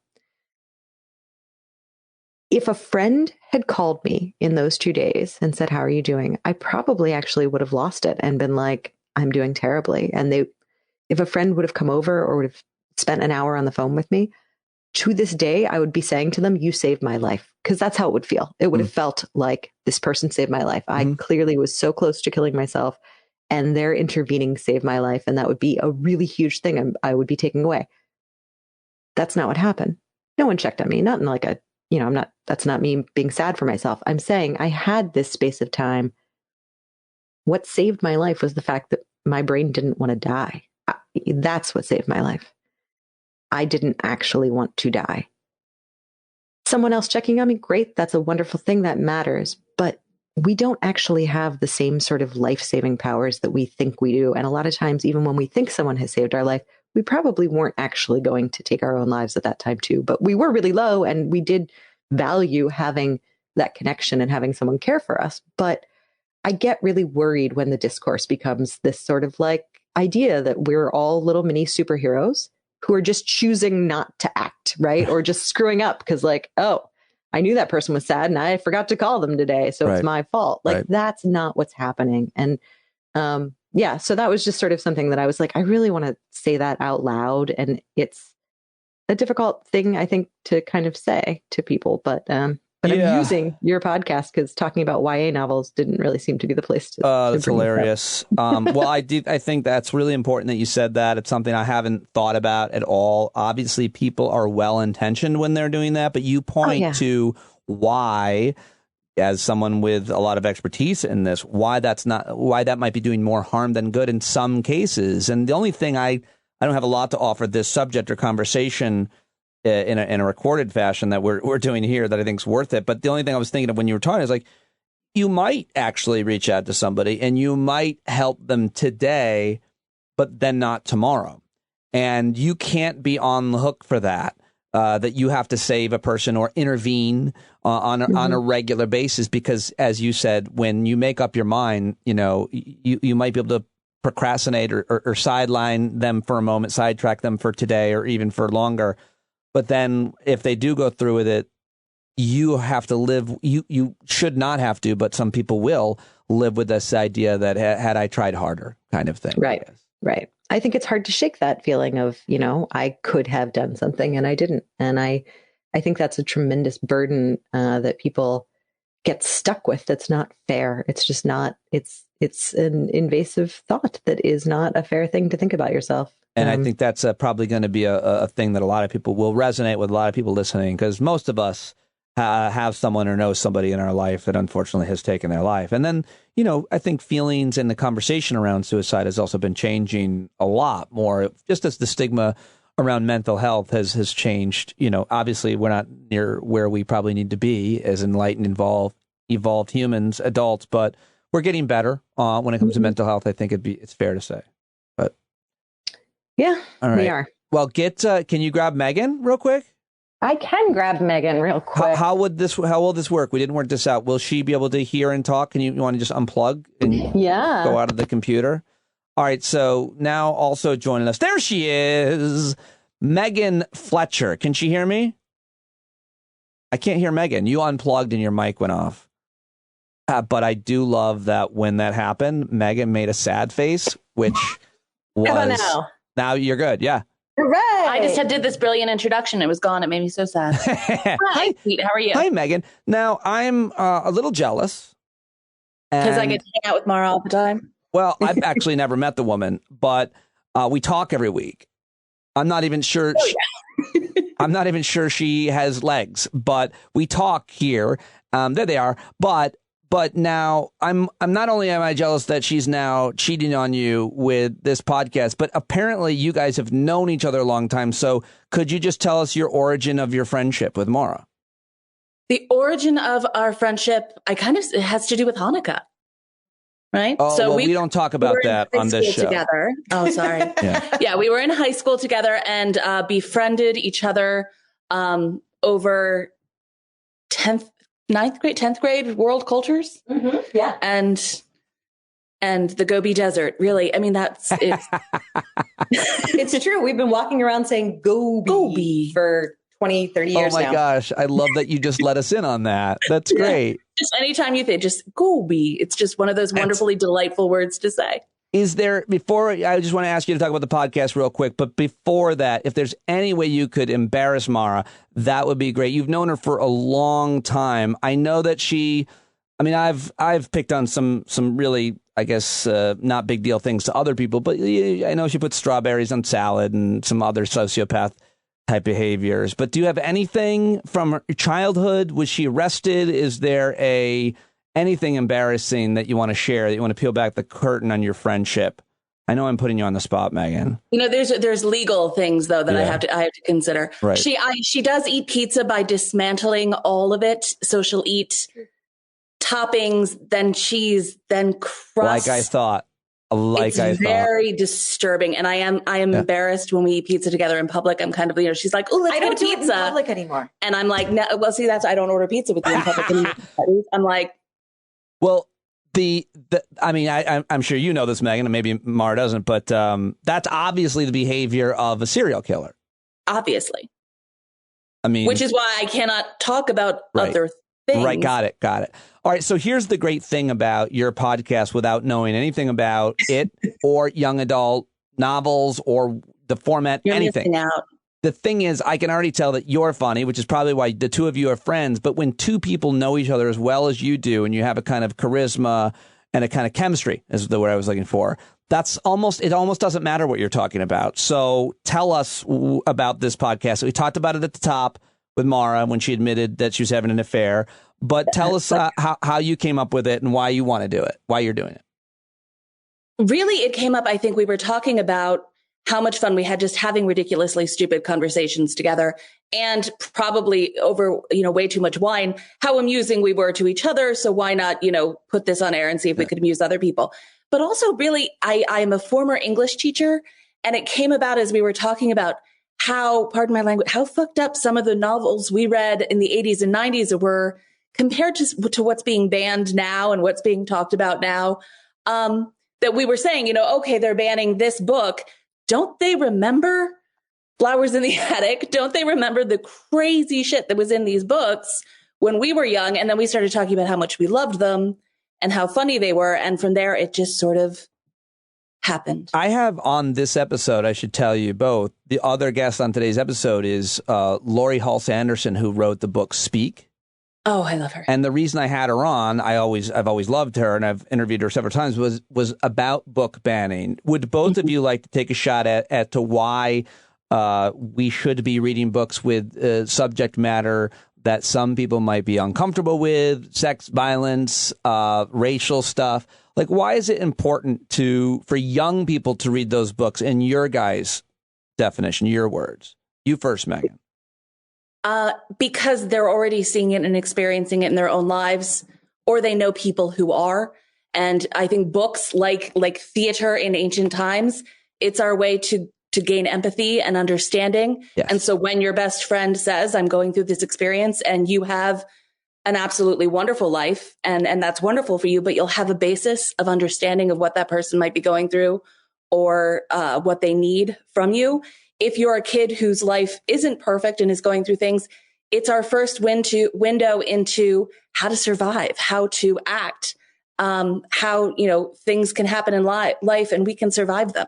And that's the lesson we need for the rest of our frigging lives. So that's the age where it needs to start. We actually don't need Maura's response.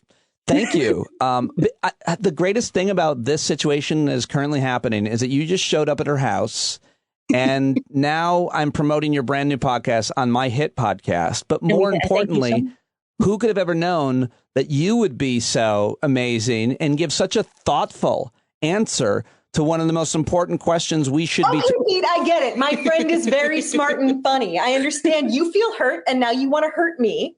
That's fair. But I think that we don't have to do this game, okay? And telling me I'm wonderful is absolutely the perfect needle, though. Yeah. If you ever need it later on, I will put that out there. Don't serial kill me. Maura, Megan, what's your Sunday schedule like? That's usually when I tape with Maura.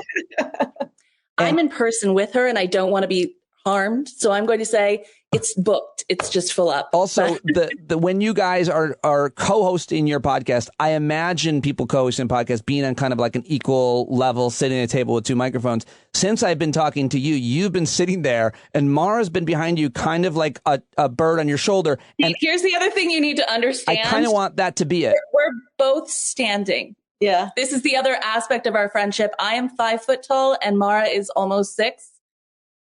So it always looks like she's seated. It does look like she's hovering over me, but this has been just the way it has been for our life. Like I said, I always forget that Maura's tall because I have never seen her. But quickly, Maura, do you want to try to answer that question I asked in terms of why books? No, you're good.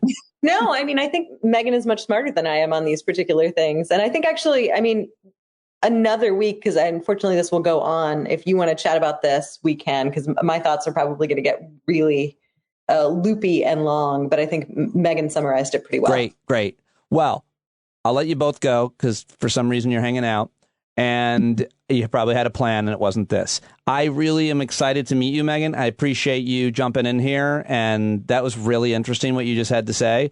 And I understand why the two of you are friends. Megan Fletcher is on Twitter at Meg Fletch Writes. Can I plug that? Is that okay? Absolutely. Thank you. And their new podcast is patreon.com, My So-Called Book Club. My So-Called Books. My So-Called Books. My So-Called Book Club. Isn't that the name of it? That is the name of it, and the handle is at My So-Called Books. Revisiting the young adult books we loved in the 80s and 90s. It's a great idea. People are going to love it, especially because it's the two of you. And thank you very much for joining me, Maura, as always. And Megan, really great to meet you. It was nice to meet you too, Pete. Have a great day. Thanks, Pete. Well, there they go. How about that? That was a special little surprise, wasn't it? I swear to God, that wasn't planned, but I thought it went well. I thought that went smoothly, and I hope you enjoyed it. Did it? Did you like that? Oh, it's great. Really important conversation about suicide, hilarious moments, especially at the opening when she just nails me. You got to love Maura Quint. Isn't she great? I mean, everybody loves Maura. At Behind Your Back, and check out the new podcast, My So-Called Book Club, everybody. And thank you for special guest, special appearance, Megan Fletcher. And I think I gave you her Twitter handle. All right. Well, that's all the time I've got for you. Laurie Halse Anderson, Maura Quint, special guest Megan Fletcher. That was fun and awesome. I really appreciate you listening to it, supporting the show. If you haven't already, let's get it. Let's get signed up for the podcast. Can you now? If you haven't, please, come on. $5 or more. You can always edit your subscription upward. No big deal. I just, it's just my job here in the shed. So you could throw some cash towards this project. I think we're doing good stuff together. Can't do it without you. All right, that's it. Out of time. And now it's time to go to the great John Carroll to sing us out.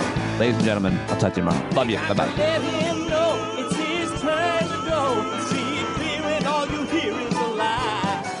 So get up off of your butt, get down off of your fence. And even if it ain't a very friendly audience, well, they'll begin to listen when you start making sense. And you stand up, stand up. No need to point your rifle to defend your town. Just stand up, stand up. You know they can't deny you what you're laying down. Oh, you you better stand up. Stand up. Show your face of every color, yellow, black, red, and brown. She's the place where every lost child will finally be found. There's only one thing to do before we stand our ground, and that's stand up. Stand up. Well, the founding fathers saw a land for all. They had to stand up. They had to stand up. They had a keen imagination for a crystal ball, drawing all the plans of stand up. But all they had to go on was the time they were in, with other causes for laws, and since they weren't even sin, they knew that change was gonna come before the change could begin. They had to stand up. All right, they had to stand up. We got to stand up. We got to look the devil square in the eye. We gotta let him know it's his time to go, and make it clear when all we hear is a lie. Why you lying awake wondering where the money all went? It'll be the cost of freedom that'll go unspent. You can see him flee the scene of that experiment if you stand up. All right, we got to speak up, we got to reach up and raise your voice in every way you know how. Don't be toes up, you got to show up. Ain't no better time to do it but now. No need to pledge allegiance to no wanton tribe. Rise up, show obedience to the voice inside, and listen well and it'll tell you not to run and hide. It says stand up.